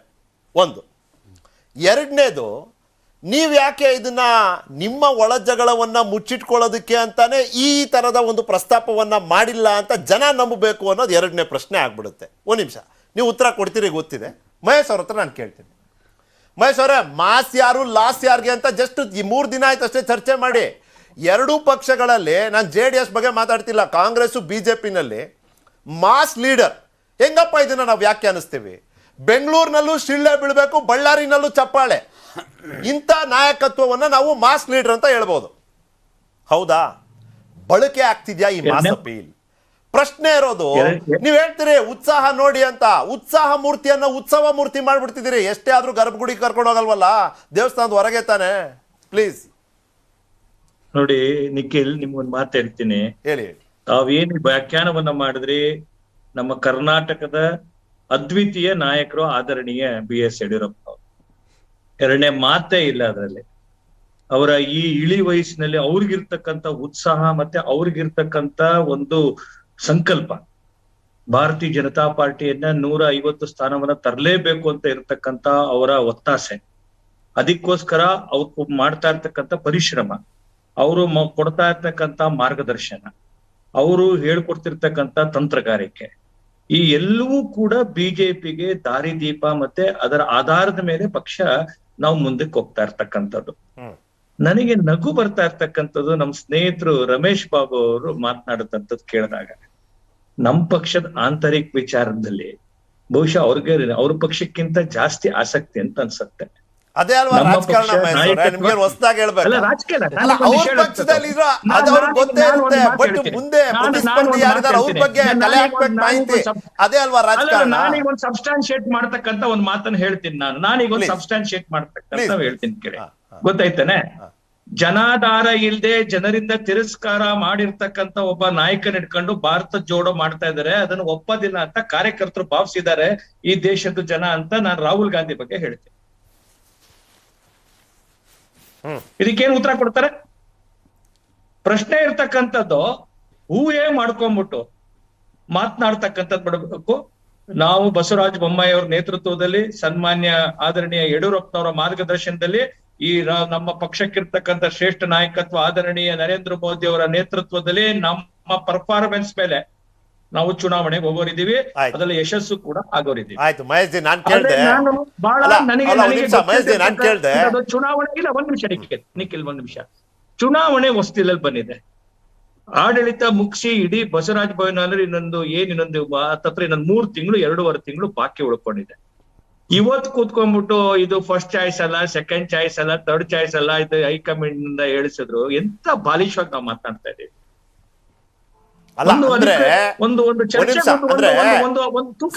ಸರ್ ಒಂದ್ ನಿಮಿಷ ಇಲ್ಲಿ ಕೇಳಿ. ನಾನೇನ್ ಗೊತ್ತಾ, ನೀವು ವಕ್ತಾರಿದ್ದೀರಿ, ರಮೇಶ್ ಬಾಬು ಅವರು ವಕ್ತಾರಿದ್ದಾರೆ, ಆಯ್ತಾ? ಅವ್ರದೇ ಆದಂತ ಅನುಭವವನ್ನ ಅವ್ರ ಈ ಚರ್ಚೆಗೆ ತರ್ತಾರೆ, ನಿಮ್ಮದೇ ಆದ ಅನುಭವವನ್ನ ನೀವು ಈ ಚರ್ಚೆಗೆ ತರ್ತೀರಿ. ನಾನು ಅವಾಗ್ಲೇನೆ ಹೇಳಿದೆ, ರಮೇಶ್ ಬಾಬು ಅವರು ಇದನ್ನ ಮೊದಲನೇ ಬಾರಿ ಉಲ್ಲೇಖಿಸ್ತಿಲ್ಲ, ಮೊದಲನೇ ಬಾರಿ ಇದ್ರ ಬಗ್ಗೆ ಮಾತನಾಡ್ತಿಲ್ಲ. ಕಳೆದ ಒಂದು 4-5 ದಿನಗಳ ಹಿಂದೆ ಇದೇ ಕಾರ್ಯಕ್ರಮದಲ್ಲಿ ಮೊದಲನೇ ಬಾರಿಗೆ ರಮೇಶ್ ಬಾಬು ಅವರು ಈ ಸ್ಫೋಟಕ ಹೇಳಿಕೆಯನ್ನು ಕೊಟ್ಟಿದ್ದಾರೆ, ಅದನ್ನ ಕೊಟ್ರು. ನಾನು ಅವತ್ತು ಕೇಳಿದೆ ರಮೇಶ್ ಬಾಬು ಅವ್ರಿಗೆ, ರಮೇಶ್ ಬಾಬು ಅವರೇ, ನೀವು ಈ ಪ್ರಶ್ನೆ ಈ ತರ ಆರೋಪ ಮಾಡ್ತಿದ್ದೀರಿ, ಹೇಳಿಕೆ ಕೊಡ್ತಿದ್ದೀರಿ, ಇದನ್ನ ಹೇಗೆ ಸಮರ್ಥಿಸ್ಕೋತೀರಿ?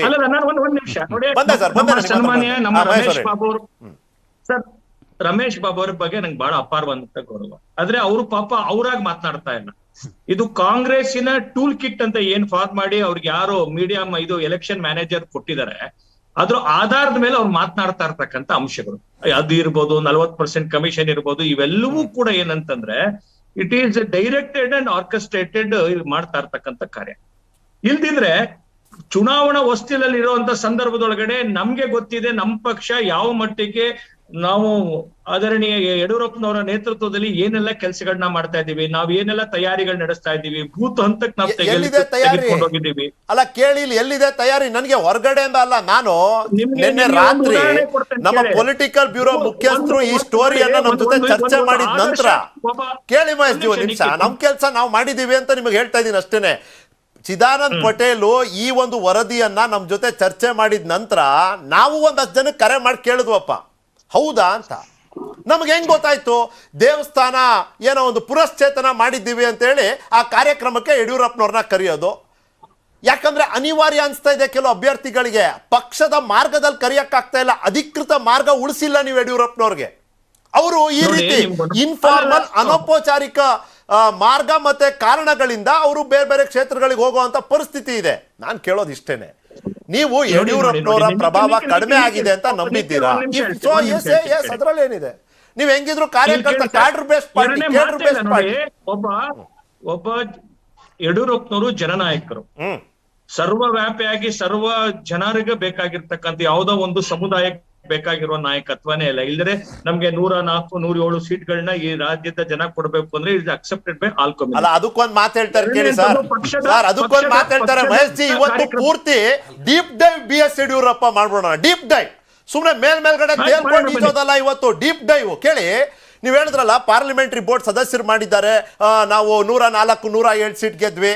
ನಿಮ್ಮ ಪಕ್ಷದವರೇ ನನ್ನ ಹತ್ರ ಹೇಳ್ತಾರೆ, sir I am a journalist, I am entitled to protect my sources. ನಿಮ್ಮ ಪಕ್ಷದವರೇ ಹೇಳ್ತಾರೆ, ಲಾಸ್ಟ್ ಟೈಮು ಯಡಿಯೂರಪ್ಪನವ್ರಿಗೆ ಕ್ಯಾಂಡಿಡೇಟ್ ಸೆಲೆಕ್ಷನ್ ಅಲ್ಲಿ ಫ್ರೀ ಹ್ಯಾಂಡ್ ಕೊಟ್ಟಿದ್ರೆ 104 ಅಲ್ಲ 114ಕ್ಕಿಂತ ಜಾಸ್ತಿ ಸೀಟ್ ಗೆಲ್ಸ್ಕೊಂಡ್ ಬರ್ತಾ ಇದ್ರು. ಈ ಆಪರೇಷನ್ ಇನ್ನೊಂದು ಮತ್ತೊಂದು ಅನಿವಾರ್ಯತೆ ಇರ್ತಾ ಇರ್ಲಿಲ್ಲ, ಹೌದಾ? ನೋಡಿ, ನಿಮ್ಗೆ ಒಂದ್ ಮಾತು ಹೇಳ್ತೀನಿ, ಚುನಾವಣೆ ಕಳೆದು ಸುಮಾರು 4.25 ವರ್ಷಗಳ ಆದ ನಂತರ ಗೊತ್ತೈತೇನೆ, ಈಗ ನಾವು ಇವೆಲ್ಲವೂ ಚುನಾವಣಾ ಹೊಸ್ತಿಲಲ್ಲಿ ಎಲ್ಲ ಆದ ನಂತರ ಇದಕ್ಕೆ ಬೇಕಾದಂತ ಅವಲೋಕನವನ್ನು ಕೂಡ ನಾವು ಮಾಡಿದ್ದೀವಿ.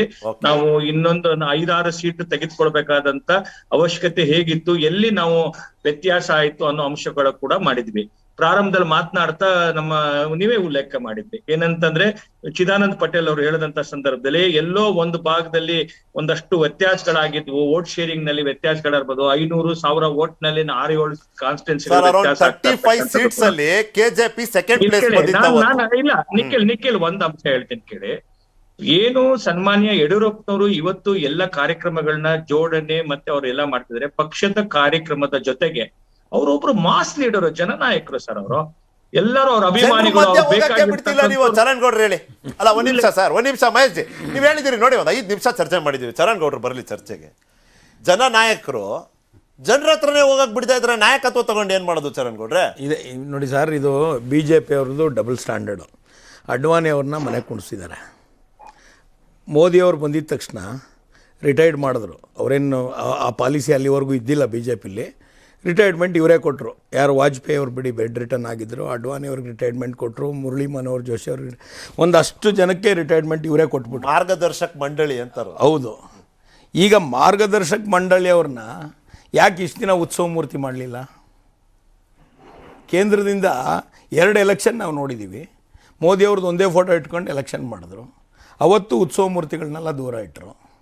ಇಲ್ಲಿ ಬೊಮ್ಮಾಯಿ ಅವರು ಅಟ್ಟರ್ ಫೈಲವರು ಫೋಟೋ ಓಡ್ತಾ ಇಲ್ಲ ಅಂತ ಹೇಳ್ಬಿಟ್ಟು ಹೊಸ ಉತ್ಸವ ಮೂರ್ತಿನ ಆಲ್ಟರ್ನೇಟಿವ್ಲಿ ರೆಡಿ ಮಾಡ್ತಾ ಇದ್ದಾರೆ. ಯಾರದು? BJP ಅವರು. ಅಲ್ಲ, ಯಾರದು ಆಲ್ಟರ್ನೇಟಿವ್ ಫೋಟೋ ಯಾರ್ದು ಅಂತ? BS ಯಡಿಯೂರಪ್ಪನವ್ರದ್ದು. ಇದು ಚರ್ಚೆನೇ ಅದಲ್ವಾ? ಈಗ ಮಹೇಶ್ ಅವ್ರು ಹೇಳಿದ್ದೇನೆಂದ್ರೆ ಅವರೇನಾ ಅಂತ ಚರ್ಚೆ ಅಲ್ಲ, ಆಲ್ಟರ್ನೇಟಿವ್ ಅವರೇನೇ ಅಂತಲ್ಲ, ಅವ್ರ ಪಕ್ಷದಲ್ಲಿ ಅವ್ರಿಗೆ ಆಲ್ಟರ್ನೇಟಿವ್ ಇವತ್ತು ಯಾರು ಯಡಿಯೂರಪ್ಪನವರ ನಂತರ ನಾಯಕತ್ವ ವಹಿಸ್ಕೋಣ ಅಂತ ಒಂದು ನಾಯಕರು ಆ ಪಕ್ಷದಲ್ಲಿಲ್ಲ. ಹಾಗಾಗಿ ಅವರೇ ಡಿಸೈಡ್ ಮಾಡ್ಕೊಂಡ್ಬಿಟ್ಟಿದ್ದಾರೆ. ಅಡ್ವಾಣಿ ಅವ್ರನ್ನ ಹೆಂಗೆ ಬಿಟ್ಟರು, ಮುರಳಿ ಮನೋಹರ್ ಜೋಶಿ ಅವ್ರನ್ನ ಹೆಂಗೆ ಬಿಟ್ಟರು, ಮತ್ತು ಯಶವಂತ್ ಸಿನ್ಹಾ ಅವ್ರನ್ನ ಹೆಂಗೆ ಮನೆಗೆ ಕಳಿಸಿದ್ರು, ಇದ್ರ ಇತಿಹಾಸ ಮಾತಾಡಿದರೆ ಬೇಜಾರಾಗ್ಬಿಡ್ತದೆ. ಇರಲಿ, ಈಗ ಅವ್ರಿಗೇನಂದರೆ ಇವ್ರದ್ದು ಮಾರ್ಗದರ್ಶನ, ಪಾರ್ಲಿಮೆಂಟ್ರಿ ಬೋರ್ಡು, ಇವರೇ ನಿವೃತ್ತಿ ಮಾಡಿದ್ದು. ಇವ್ರು ಯಾರು ಈ ರಾಜ್ಯದ ಜನ ಏನು ಕೇಳಿರಲಿಲ್ಲ, ಬಯಸಿರಲಿಲ್ಲ. ಯಡಿಯೂರಪ್ಪನವ್ರಿಗೆ ಇದು 75 ಆಗ್ಬಿಡ್ತು, ರಿಟೈರ್ಡ್ ಮಾಡಿ ಅಂತ ನಾವೇನು ಕೇಳಿರಲಿಲ್ಲ. ಅವ್ರು ಚೆನ್ನಾಗೇ ನಡೆಸ್ತಾ ಇದ್ರು ಸರ್. ಪಕ್ಷದ ರೂಲ್ಸ್ ಅಲ್ವಾ ಸರ್? ಪಕ್ಷದ ರೂಲ್ಸ್ ಅಲ್ಲಿ ಕಳಿಸಿದ ಮೇಲೆ ಈ ಪಕ್ಷದ ರೂಲ್ಸ್ ಇಲ್ಲೆಲ್ಲಿ ಸರ್ ಬರ್ತಾ ಇದೆ? ಇವ್ರು ಹೇಳಿದ್ರಲ್ಲ ಈಗ ಮಹೇಶ್ ಅವರು, ಇಲ್ಲ ನಮಗೆ ಮಾರ್ಗದರ್ಶನ, ಅವರು ನಮಗೆ ಶಕ್ತಿ, ಅವರು ನಮ್ಮ ಎಲ್ಲ ಇದರಲ್ಲೂ ಸಕ್ರಿಯವಾಗಿರ್ತಾರೆ. ಮತ್ತೆ ಅಡ್ವಾಣಿ ಅವ್ರ ಬಗ್ಗೆನೂ ಮಾತಾಡಿ. ಯಾಕೆ 10 ವರ್ಷದಿಂದ ಅಡ್ವಾಣಿ ಅವ್ರನ್ನ ಎಲ್ಲೂ ತೋರಿಸ್ತಾ ಇಲ್ಲ ನೀವು? ನಿಖಿಲ್ ಒಂದ್ ನಿಮಿಷ. ನಮ್ಮ ಸ್ನೇಹಿತರು ಚರಣ್ ಅವ್ರು ಮಾತನಾಡ್ತಿದ್ದಾರೆ. ನಾನು ಒಂದ್ ಹೇಳ್ತೀನಿ, ಅವ್ರು ಏನೀಗ ವ್ಯಾಖ್ಯಾನ ವಿಶ್ಲೇಷಣೆ ಎಲ್ಲ ಮಾಡಿದ್ರು, ಒಬ್ರು ರಾಜಕೀಯ ಪಾರ್ಟಿಯಾಗಿ ಮಾಡಿದ್ರು. ಒಂದು ಪ್ರಶ್ನೆ ಅವ್ರನ್ನ ಕೇಳ್ತೀನಿ. ಒಂದು ಕುಟುಂಬಕ್ಕೆ ತೆಗೆದುಹಾಕೊಂಡು ರಾಜಕೀಯ ತೀರ್ಮಾನ ತೆಗೆದುಕೊಳ್ಳುವಂತ ಒಂದು ರಾಜಕೀಯ party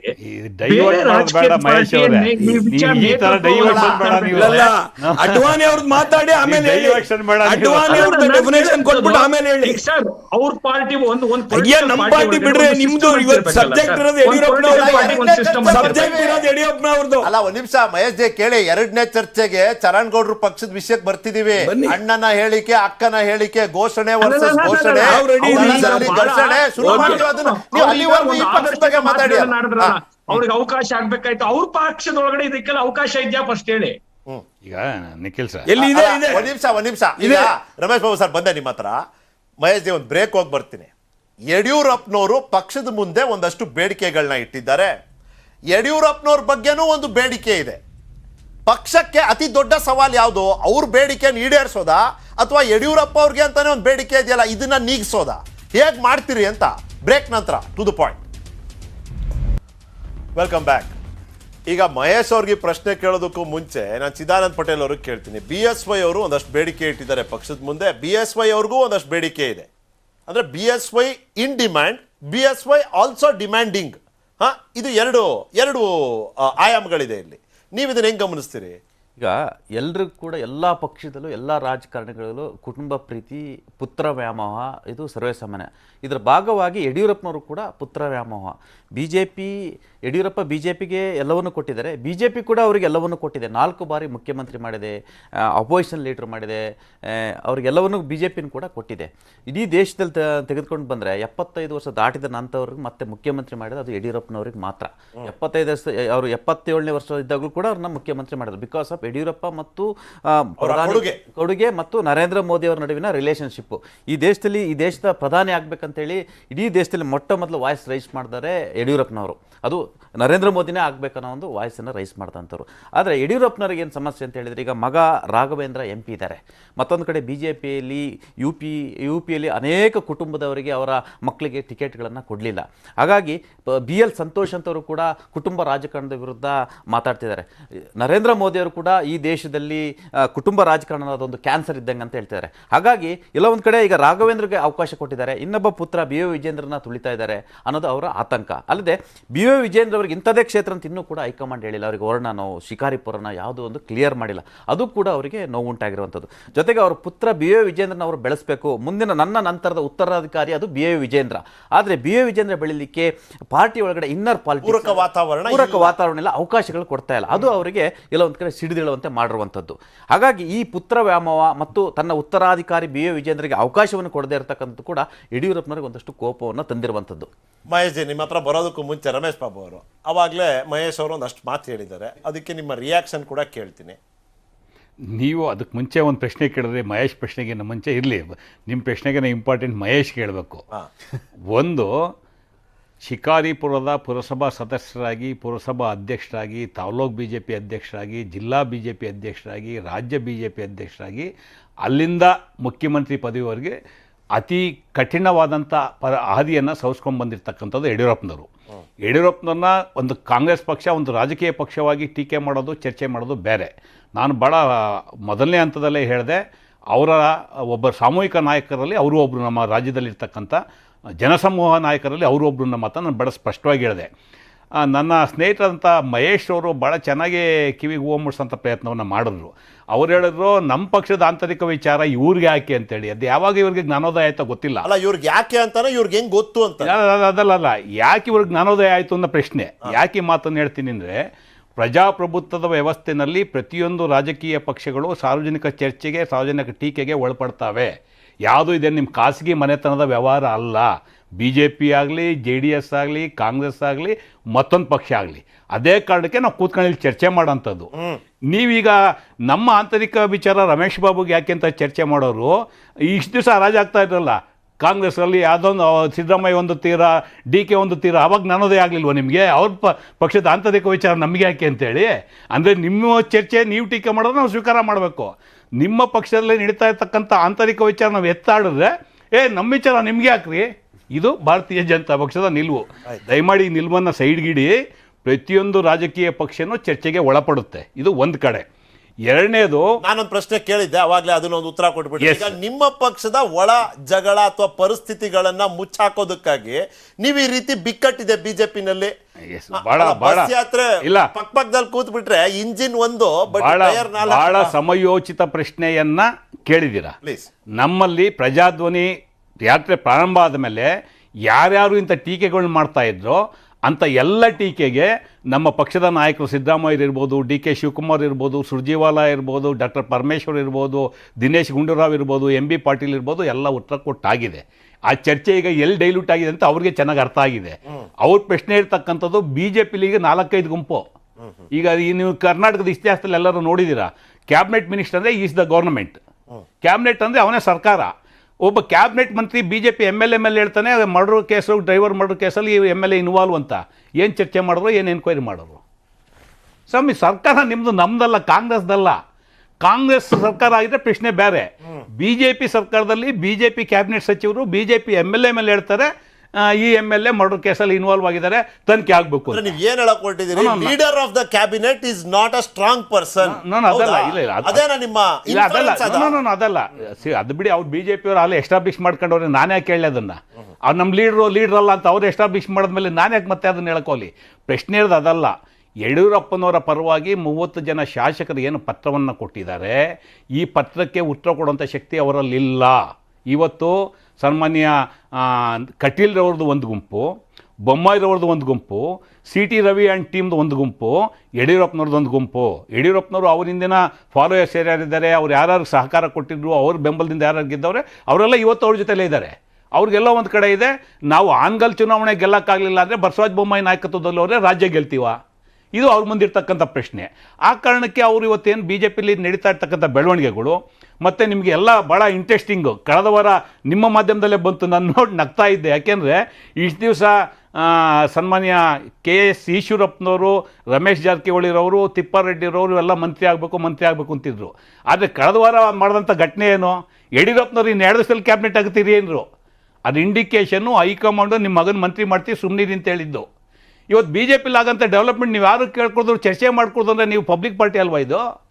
it is not a political party, it is not a family affairs of Yediyurappa or Basavaraj Bommai, it is the affairs of BJP. Congress ಪಕ್ಷದ ಪಾಪ ನಮ್ಮ ಮಹೇಶ್ ಅವರು ಮಾತೆತ್ತರ ಅವ್ರಿಗೆ ಬಾಳ್ ಜೋಡಣೆ ಬರುತ್ತೆ ಕನಸಿಗೆ. ಈ ನಾವು ಚರ್ಚೆ ಮಾಡ್ತಾ ಇರೋದು ಯಡಿಯೂರಪ್ಪನವ್ರ ಪತ್ರ, ಅವ್ರು ಹೇಳ್ಕೊಂಡು ಹೋಗಿದ್ದು ಭರತ್ ಜೋಡೆಗೆ. ಅಲ್ಲ ಮಹೇಶ್, ಬಿಜೆಪಿಯಲ್ಲಿ ಒಂದು ನನಗೆ ಪ್ರಯೋಗ ಆಗ್ತಿದ್ಯಾ? ಯಡಿಯೂರಪ್ಪನವರ ಮೇಲಿನ ಅವಲಂಬನೆ ಅಥವಾ ಅವರು ಯಾವ ಸಮುದಾಯದಿಂದ ಬರ್ತಾರೆ ಆ ಸಮುದಾಯದ ಮೇಲಿರುವ ಭಾರತೀಯ ಜನತಾ ಪಾರ್ಟಿಯ ಅವಲಂಬನೆ, ಇದನ್ನ ಕಡಿಮೆ ಮಾಡೋಣ, ಮೋದಿ ಕೇಂದ್ರಿತ ಚುನಾವಣೆ ಮಾಡೋಣ, ಮೋದಿ ಮುಖ ಇಟ್ಕೊಂಡು ಮುಂದೋಗೋಣ, ಇದೊಂದು ಪ್ರಯೋಗ ಆಗೇ ಬಿಡ್ಲಿ, ಬೇಡ ನಮಗೆ ಯಡಿಯೂರಪ್ಪ ಅವರ ಡಿಪೆಂಡೆನ್ಸ್. ನೋಡಿ ನಿಖಿಲ್, ನಾನು ನಮ್ಮ ಸ್ನೇಹಿತರಾದಂತ ರಮೇಶ್ ಬಾಬು ಅವರು ಮಾತನಾಡೋದಕ್ಕೆ ಕೇಳುತ್ತೋ, ನೋಡಿ ಒಬ್ಬ ಪಾರ್ಲಿಮೆಂಟರಿ ಲೀಡರ್ ಆಗಿದ್ರು ಮನಮೋಹನ್ ಸಿಂಗ್, ಏನೂ ಆಗಿಲ್ದಿರ್ತಕ್ಕಂಥ ರಾಹುಲ್ ಗಾಂಧಿ ಮನಮೋಹನ್ ಸಿಂಗ್ ಮಾಡಿದಂತ ಬಿಲ್ ಅನ್ನ ಪಾರ್ಲಿಮೆಂಟ್ ಮುಂದ್ಗಡೆ ಆಚೆ ಬಂದು ಅರ್ಧಾಕ್ಬಿಟ್ರು. ಇವರು ಬಹಳ ಕೊಡ್ತಕ್ಕಂಥ ಗೌರವ. ಯಾರು? ರಾಹುಲ್ ಗಾಂಧಿ ಅವರು ಮನಮೋಹನ್ ಸಿಂಗ್ ತಂದಂತ ಬಿಲ್ ಅನ್ನ ತೆಗೆದು ಅರ್ಧಾಕ್ತಾರೆ. ಅವ್ರ ಪಕ್ಷದೊಳಗಡೆ ಹೇಗಿದೆ ಅಂತಕ್ಕಂಥದ್ದನ್ನ ಬಹುಶಃ ಅವ್ರ ಆತ್ಮಾವಲೋಕನೆ ಮಾಡ್ಕೊಂಡ್ರೆ ಬೇರೆ ಪಕ್ಷದ ಬಗ್ಗೆ ಮಾತನಾಡೋದು. ಈಗ ತಾವು ಕೇಳಿದಂತ ಈಗ ಬರ್ದಿರೋ ಪತ್ರ ಅರ್ಧಾಕಿದ್ರ ಅಥವಾ ಇದೆಯಾ ಆ ಪತ್ರ? ಅವತ್ತು ರಾಹುಲ್ ಗಾಂಧಿ ಅರ್ಧಾಕಿದ್ರು, ಓಕೆ ಮಹೇಶ್ ನೀವು ಹೇಳಿರೋದು ಕರೆಕ್ಟ್ ಇದೆ, ಫ್ಯಾಕ್ಚುಲಿ ಯು ಆರ್ ರೈಟ್. ನಾವು ನೋಡಿದ್ವಿ, I tear it, I throw it in the dustbin ಅಂದಿದ್ರು ಅವತ್ತು ರಾಹುಲ್ ಗಾಂಧಿ. ಇಡೀ ದೇಶದಲ್ಲಿ ಚರ್ಚೆ ಆಯ್ತು, ಪ್ರಧಾನ ಮಂತ್ರಿ ಪತ್ರ. ಸರ್, ಊಹೆ ಮಾಡ್ಕೊಂಡು ಮಾತನಾಡ್ತಕ್ಕಂಥದ್ದು ಸರಿಯಲ್ಲ. ಈ ರಾಜ್ಯದ ಚುನಾವಣೆ ಬರ್ತಕ್ಕಂತ ಏನ್ ಇದೆ ಅದರಲ್ಲಿ ಆದರಣೀಯ ನರೇಂದ್ರ ಮೋದಿ ಅವರು, ಆದರಣೀಯ ಅಮಿತ್ ಶಾ ಅವರು, ಆದರಣೀಯ ನಡ್ಡಾ ಅವರ ಮಾರ್ಗದರ್ಶನ ಮತ್ತೆ ಆದರಣೀಯ ಯಡಿಯೂರಪ್ಪನವರ ಮಾರ್ಗದರ್ಶನ, ಈ 4 ಜನರ ಮಾರ್ಗದರ್ಶನ ನಮ್ಮೆಲ್ಲ ಲಕ್ಷಾಂತರ ಕಾರ್ಯಕರ್ತರ ಪರಿಶ್ರಮದ ಮುಖಾಂತರ ನಾವು ಚುನಾವಣೆಗೆ ಮಾಡ್ತಾ ಇದ್ದೀವಿ. ನಮ್ಗೆ ತಾವೇನ್ ಚರ್ಚೆ ಮಾಡ್ತಾ ಇದ್ದೀರಿ, ಆ ಚರ್ಚೆ ಅಪ್ರಸ್ತುತ ಮತ್ತೆ ನಮ್ಮ ಪಕ್ಷದ ಒಳಗಡೆ ನಾನು ಎಕ್ಸ್ಪೆಕ್ಟ್ ಮಾಡಿದ್ದೆ ನೀವು ಇದನ್ನ ಹೇಳ್ತೀರಿ ಅಂತ. ಮಹೇಶ್ ಜಿ ಈ ಊಹೆ ಅಂದ್ರಲ್ಲ ನೀವು, ರಮೇಶ್ ಬಾಬು ಅವ್ರಿಗೆ ನೀವ್ ಏನ್ ಊಹೆ ಅಂತಿದ್ದೀರಿ ಅದಕ್ಕೆ ಅವ್ರು ಉತ್ತರ ಕೊಡ್ತಾರೆ. ಚರ್ಚೆ ಮಾಡ್ತಿರೋದನ್ನು ಕೂಡ ಅಪ್ರಸ್ತುತ ಮತ್ತೆ ಊಹೆ ಅಂದ್ರಲ್ಲ, ಈ ಊಹೆಗೆ ಆಧಾರ ಇದೆ ಅಂತಿದ್ದೀನಿ. ಎಲ್ಲಿದೆ ಅಂತ ಕೇಳ್ತೀರಿ. ಎಲ್ಲಿದ್ರು BL ಸಂತೋಷ್ ಅವರ ಸಭೆಯಲ್ಲಿ ಯಡಿಯೂರಪ್ಪನವರು? ಯಾಕೆ ಅಮಿತ್ ಶಾ ಅವರು ಸೋಮಣ್ಣ ಅವ್ರ ಮನೆಗೆ ಹೋದ್ರು? ಅದ್ರ ಹಿಂದೆ ಇದ್ದಿದ್ದ ಸಂದೇಶ ಏನು? ಅವತ್ತು ಹೇಳಿದ್ರು BJP ಅವರು, ನೀವೇ ಹೇಳಿದ್ರಿ ಅನ್ಸುತ್ತೆ ನಂಗೆ ಸರಿಯಾಗಿ ನೆನಪಿದ್ರೆ. ಒಂದು ಸಭೆ ಸೇರ್ಬೇಕಾಗಿತ್ತು, ಒಂದು ಸುರಕ್ಷಿತ ಜಾಗ ಬೇಕಾಗಿತ್ತು, BL ಸಂತೋಷ್ ಅವರು ಅಲ್ಲೇ ಇದ್ರು, ಅಮಿತ್ ಶಾ ಅವರು ಸೌತ್ ಬೆಂಗಳೂರು ಹತ್ತತ್ರ ಇದ್ರು, ಹಂಗಾಗಿ ಸೋಮಣ್ಣ ಅವರ ಮನೆ ಆಯ್ಕೆ ಮಾಡ್ಕೊಂಡ್ರು. ಅವ್ರು ಯಾವ ಸಮುದಾಯದವರು? ವಿಶ್ಲೇಷಣೆಗೆ ಇಲ್ಲಿ ಆಸ್ಪದ ಇಲ್ವಾ sir? Speculation is a part of my profession sir, and I will speculate based on credible information.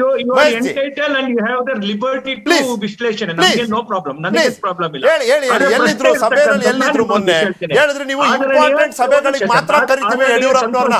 BL Santosh ಅವ್ರು ಬರ್ತಾರೆ, organising secretary, national organising secretary ಅವ್ರು ಬರ್ತಾರೆ. ಒಬ್ಬ ಮಾಜಿ ಮುಖ್ಯಮಂತ್ರಿ, ರಾಜ್ಯದಲ್ಲಿ ನ್ಯಾಷನಲ್ ಪಾರ್ಲಿಮೆಂಟರಿ ಬೋರ್ಡ್ ಸದಸ್ಯರು ಇಲ್ಲ ಅಂದ್ರೆ is this not important Mahesh G? ಹೇಳಿ, ಈ ಊಹೆ ಮಾಡೋ ತಪ್ಪು ಅಂತೀರಾ ನೀವು? ನಿಖಿಲ್, ಒಂದ್ ನಿಮಿಷ. You have every right to entitle to ಇದ್ರ ಬಗ್ಗೆ ವಿಶ್ಲೇಷಣೆ ಮಾಡಿ, ನಂದೇನು ಅಭ್ಯಂತರ ಇಲ್ಲ. ಆದ್ರೆ ಸಂತೋಷ್ ಜಿಗೆ ಇರ್ತಕ್ಕಂಥ ಮ್ಯಾಂಡೇಟ್ ಅಂತಂದ್ರೆ ನೋಡಿ, ಆದರಣೀಯ ಸಂತೋಷ್ ಜಿ ಅವರು ಸಂಘಟನಾತ್ಮಕವಾಗಿ ನಮ್ಮೆಲ್ಲರ ಕಾರ್ಯಕರ್ತರನ್ನ ತಯಾರು ಮಾಡತಕ್ಕಂಥ ಕೆಲಸವನ್ನ ಕಟೀಲ್ ಅವರು, ಸಂತೋಷ್ ಜಿ ಅವರು, ನಡ್ಡಾ ಅವರು ಸಂಘಟನೆ ಪಕ್ಷವನ್ನ ಸಂವರ್ಧನೆ ಮಾಡ್ತಕ್ಕಂಥ, ಬಲವಾಡ್ತಕ್ಕಂಥ ಕೆಲಸವನ್ನ ಅವರು ಮಾಡ್ತಾರೆ. ಸಮಾಜಕ್ಕೆ ಅಡ್ಮಿನಿಸ್ಟ್ರೇಷನ್ ಮಿಕ್ಕಿದ ಸಂಗತಿಗಳನ್ನ ಮಾಡ್ತಕ್ಕಂಥ ಕೆಲಸಗಳನ್ನ, ದೇಶಕ್ಕೆ ಜನಕ್ಕೆ ದಿಗ್ದರ್ಶನವನ್ನ ಕೊಡ್ತಾ ಇರ್ತಕ್ಕಂಥ ಕೆಲಸವನ್ನ ಮೋದಿ ಅವರು ಮಾಡ್ತಾರೆ. ಏನಂದ್ರೆ ನಮ್ಮ ಪಕ್ಷ ಒಂದು ಪಾರ್ಟಿ ವಿತ್ ಡಿಫರೆನ್ಸ್, ಮತ್ತೆ ನಮ್ದು ಕ್ಯಾಡರ್ ಬೇಸ್ಡ್ ಆರ್ಗನೈಸೇಷನ್. ನಾವು ಯಾವ್ದೋ ಒಂದು ಕುಟುಂಬಕ್ಕೆ ತಗ್ಲಾಕೊಂಡು, ಒಂದು ಡೈನೆಸ್ಟಿಕ್ ತಗ್ಲಾಕೊಂಡಿರ್ತಕ್ಕಂಥ ಪಕ್ಷ ಏನಲ್ಲ ಇದು. ಇದಕ್ಕೆ ಯಾವ್ದೋ ಅವ್ರದ್ದು ಸೀಮಿತವಾಗಿ 3 ಕುಟುಂಬಕ್ಕೆ ಸಂಬಂಧವಾಗಿ ಮಾಡ್ತಾ ಇರ್ತಕ್ಕಂಥದ್ದಲ್ಲ. ಈ ಪಕ್ಷದಲ್ಲಿ ಒಂದಷ್ಟು ನೀತಿ, ನಮ್ಮ ಪಕ್ಷದೊಳಗಡೆ ಒಂದಷ್ಟು ಕಾರ್ಯಪದ್ಧತಿನೇ ಬೇರೆ. ನಾವು ಕಾರ್ಯಪದ್ಧತಿ ಬಗ್ಗೆ ಒಂದ್ ನಿಮಿಷ ಚರಣ್ ಗೌಡ್ರಿಗೆ ಒಂದು ಪ್ರಶ್ನೆ ಕೇಳ್ಬೋದಾ? ಒಂದೇ ಒಂದು ಪ್ರಶ್ನೆ ಸರ್. ಅಮಿತ್ ಶಾ ಅವ್ರು ಬಂದ್ರು ಸರ್, ಯಡಿಯೂರಪ್ಪನವ್ರು ಅವಾಗ ಪ್ರೀ ಪ್ಲಾನ್ ಟ್ರಿಪ್ ಅಂತ ಹೊರಟುಬಿಟ್ರು ಸರ್ ಬೆಂಗಳೂರು ಆಚೆ. ಈ ಕಾರ್ಯ ಪದ್ಧತಿ ಬಗ್ಗೆ ಒಂದು ಸ್ವಲ್ಪ ತಮ್ಮ ವಿಶ್ಲೇಷಣೆ ಸರ್. ಅದೇ, ಈಗ ಯಡಿಯೂರಪ್ಪನವ್ರನ್ನ ಹೊರತುಪಡಿಸಿ ಈ ರಾಜ್ಯದಲ್ಲಿ BJP 8, 13, 18 ಅದಕ್ಕೆ ಹಿಂದೆ ಹೋಗಿ ಯಡಿಯೂರಪ್ಪನವ್ರಿಗೂ ಅವತ್ತೇನು ವೇವ್ ಇರಲಿಲ್ಲ. 2004 ಬಂಗಾರಪ್ಪ ಅವರು ಯಡಿಯೂರಪ್ಪನವರೆಲ್ಲ ಸೇರಿ 78 ಸೀಟ್ ತೊಗೊಂಡಿದ್ದು. 2008ರಿಂದ ಇವತ್ತಿನ 23ರವರೆಗೆ ಯಡಿಯೂರಪ್ಪನವರು ಪ್ರಬಲವಾಗಿ ಒಂದು ಸಮುದಾಯನ ಕಂಟ್ರೋಲ್ ಮಾಡಿಕೊಂಡು ಈ ರಾಜ್ಯದಲ್ಲಿದೆ. ಇವರು ಎಲ್ಲ ಸರ್ವೆಗಳನ್ನ ಮಾಡಿಸಿದ್ರು, ಎಲ್ಲ ನಾಯಕತ್ವನೂ ಕ್ಯಾಲ್ಕುಲೇಷನ್ ಮಾಡಿದರು. ಮೋದಿಯವರು ಹೇಳಿದ್ರು ನನ್ನ ನಂಬಬೇಡಿ, ನನ್ನೊಬ್ಬನ್ನೇ ನಂಬಬೇಡಿ ಅಂತಲೂ ಹೇಳಿದ್ರು. ಕೊನೆ ಅಸ್ತ್ರ ಉಳಿದಿರೋದು ಯಡಿಯೂರಪ್ಪ. ಅಲ್ಲ ಸರ್, ದಾವಣಗೆರೆನಲ್ಲಿ ಯಡಿಯೂರಪ್ಪನವ್ರು ಏನು ಹೇಳಿದ್ರು? ಹೇಳಿ ಬರೀ ಮೋದಿ ವೇವ್ ವರ್ಕ್ ಆಗೋದಿಲ್ಲ ಅನ್ನೋ ಮಾತನ್ನ ಕೂಡ ಹೇಳಿದ್ರು. ಅವರು ಅದೇ ಹೇಳಿದ್ರು. ಮೋದಿನೂ ಸೇಮ್, ಮೋದಿ ಅವರು ಸೇಮ್ ಹೇಳಿದ್ರು, ನನ್ನ ನಂಬಬೇಡಿ ಈ ಸಲ, ನನ್ನೊಬ್ಬನ್ನೇ ನಂಬಬೇಡಿ, ಕಲೆಕ್ಟಿವ್ ಲೀಡರ್ಶಿಪ್ಪಲ್ಲಿ ಹೋಗಿ. ಇಲ್ಲಿ ಕಲೆಕ್ಟಿವ್ ಲೀಡರ್ಶಿಪ್ಪಲ್ಲಿ ಕೆಲಸ ಮಾಡೋರು ಯಾರೂ ಇಲ್ಲ. ಆಮೇಲೆ ಮಹೇಶ್ ಅವರು ಮಾತಿಗೆ ಮುಂಚೆ ಒಂದ್ಸಲ ಕುಟುಂಬ ರಾಜಕಾರಣ ಅಂತಾರೆ. ಹರಿಯಾಣದಲ್ಲಿ ದೇವಿಲಾಲ್ ಪಾರ್ಟಿ ಜೊತೆ ಪಾರ್ಟಿ ನಡೆಸ್ತಾ ಇದ್ದಾರೆ. ಆಮೇಲೆ ಒರಿಸ್ಸಾದಲ್ಲಿ ವಾಜಪೇಯಿ ಅವರಿದ್ದಾಗ ಒರಿಸ್ಸಾ ಅವ್ರದ್ದು ಬಿಜು ಪಟ್ನಾಯಕ್ ಸರ್ ಇವ್ರದ್ದು ಮಗಂದು ಸರ್ಕಾರದನ್ನು ಇದರಲ್ಲಿ ಹಾಕ್ಕೊಂಡು ನಡೆಸಿದ್ರು. ಆಂಧ್ರದಲ್ಲಿ ಜಗನ್ ಜೊತೆ ದೋಸ್ತಿ ಇದ್ದಾರೆ. ನಾಳೆ ಬೆಳಿಗ್ಗೆ ಸ್ಟಾಲಿನ್ ಜೊತೆ ಬೇಕಾದ್ರೂ ದೋಸ್ತಿ ಮಾಡ್ಕೊಂತಾರೆ. ಅವತ್ತು ಸರ್ ಅವ್ರೇನ್ ಹೇಳೋದು ಅಂದ್ರೆ, ನಾವು ಕುಟುಂಬ ರಾಜಕಾರಣ ಇರೋ ಪಕ್ಷದ ಜೊತೆ ಮೈತ್ರಿ ಮಾಡ್ಕೋತೀವಿ, ಆದ್ರೆ ನಮ್ಮ ಕುಟುಂಬ ರಾಜಕಾರಣ ವಿರೋಧ ಮಾಡಲ್ಲ ಅವರು. ಅವ್ರ ಪಕ್ಷದವ್ರು ಆಗಕ್ ಬಿಡಲ್ಲ. ಅಲ್ಲಲ್ಲ, ಈಗ ಯಡಿಯೂರಪ್ಪನವ್ರ ಪಕ್ಷದಲ್ಲಿ ಆಗ್ತಾ, ಯಡಿಯೂರಪ್ಪನವ್ರ ಮನೇಲಿ ಆಗ್ತಾ ಇರೋದು ಕುಟುಂಬ ರಾಜಕಾರಣ ಅನ್ಸಿಲ್ಲ. ಇವ್ರ ವ್ಯಾಖ್ಯಾನ ಮಾತು ಹೇಳಿ ಆಯ್ತು. ಅಲ್ಲ, ಈಗ ಕೇಳ್ತೀನಿ ಸರ್ ನಾನು, ನೀವು ಕುಟುಂಬ ರಾಜಕಾರಣದ ಬಗ್ಗೆ ನೀವು ಮಾತಾಡೋದು ಒಂದು ರೀತಿನಲ್ಲಿ ಪ್ರಸ್ತುತತೆ ಇದೆ ಅದಕ್ಕೆ. ಅಲ್ಲ ಸರ್, ಈಗ ನಿಖಿಲ್ ಕುಮಾರಸ್ವಾಮಿ ಅವರು ಮಗ ಆಗಿರೋದೇ ಅವ್ರ ತಪ್ಪ?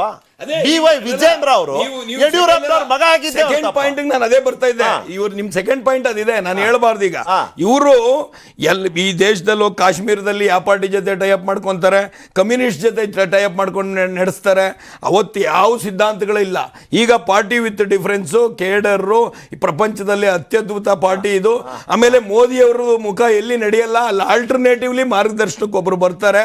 ಆಮೇಲೆ ಅದನ್ನೆಲ್ಲ ಯಾರಾದರೂ ಮಾತಾಡಿದ್ರೆ ಕಾಂಗ್ರೆಸ್ನವ್ರಿಗೆ ಸೋನಿಯಾ ಗಾಂಧಿ ಪಾಕಿಸ್ತಾನ ಹೇಳ್ತಾರೆ, ಮಿಕ್ಕಿದ ಪಾರ್ಟಿ ಪ್ರಾದೇಶಿಕ ಪಕ್ಷಗಳಿಗೆಲ್ಲ ಕುಟುಂಬ ಅಂತ ಲೇಬಲ್ ಹಾಕ್ತಾರೆ. ಮತ್ತು ಇವ್ರದ್ದು ಇವತ್ತು ನಡೆಸಿ ಆಲ್ಟರ್ನೇಟಿವ್ಲಿ ಯಡಿಯೂರಪ್ಪ ಅವ್ರನ್ನ ಹೊರತುಪಡಿಸಿ ಅವ್ರ ಮಾರ್ಗದರ್ಶನ ತಗೊಂಡು ಅವ್ರು ಬರೋದೇ ಬೇಡ. ನಾವು ಇವತ್ತು ಹೇಳಿದ್ರಲ್ಲ, ಗುಜರಾತಲ್ಲಿ ನಾವು ಒಂದು ಯಂಗ್ ಲೀಡರ್ಶಿಪ್ಪಿಗೆ ಕೊಟ್ಟಿದ್ದೀವಿ, ಕೊಟ್ಬಿಡಿ ಯಂಗ್ ಲೀಡರ್ಶಿಪ್ಪಲ್ಲಿ ಹೋಗಿ. ಇವತ್ತು ಗುಜರಾತಲ್ಲಿ ಯಾರೂ ಇಲ್ವಲ್ಲ, ಆನಂದಿ ಬೆನ್ನಿಂದ ಹಿಡಿದು ಎಲ್ಲರನ್ನೂ ತೆಗೆದಿದ್ದೀರಾ. ಗುಜರಾತಲ್ಲಿ ಮಾತ್ರ ಹೆಂಗ್ ವರ್ಕ್ ಆಯಿತು? ಶರಣಗೌಡರಿಗೆ ಸಪೋರ್ಟಿವ್ ಆಗಿ ತೇಜಸ್ವಿ ಸೂರ್ಯ, ರವಿ ಸುಬ್ರಹ್ಮಣ್ಯಂ ಯಾರು, ಜಗದೀಶ್ ಶೆಟ್ಟರು, ಪ್ರದೀಪ್ ಶೆಟ್ಟರು ಯಾರು, ನಿರಾಣಿಯವರು ಅವ್ರ ತಮ್ಮ MLC ಇನ್ನೊಬ್ಬ ನಿರಾಣಿಯವರು ಹನುಮಂತ್ ನಿರಾಣಿಯವರು ಯಾರು, ಇವರು ನಮ್ಮ ಬೆಳಗಾವಿ MLA ಇದಾದ್ರಲ್ಲ ಅವ್ರ ಮಿಸೆಸ್ ಶಶಿಕಲಾ ಜೊಲ್ಲೆ, ಅವ್ರ ಹಸ್ಬೆಂಡ್ MP ಯಾರು ಅಂದ್ರೆ ಇವೆಲ್ಲ ಇವ್ರ ಕುಟುಂಬ ರಾಜಕಾರಣ ಅಲ್ವಾ ಅದು?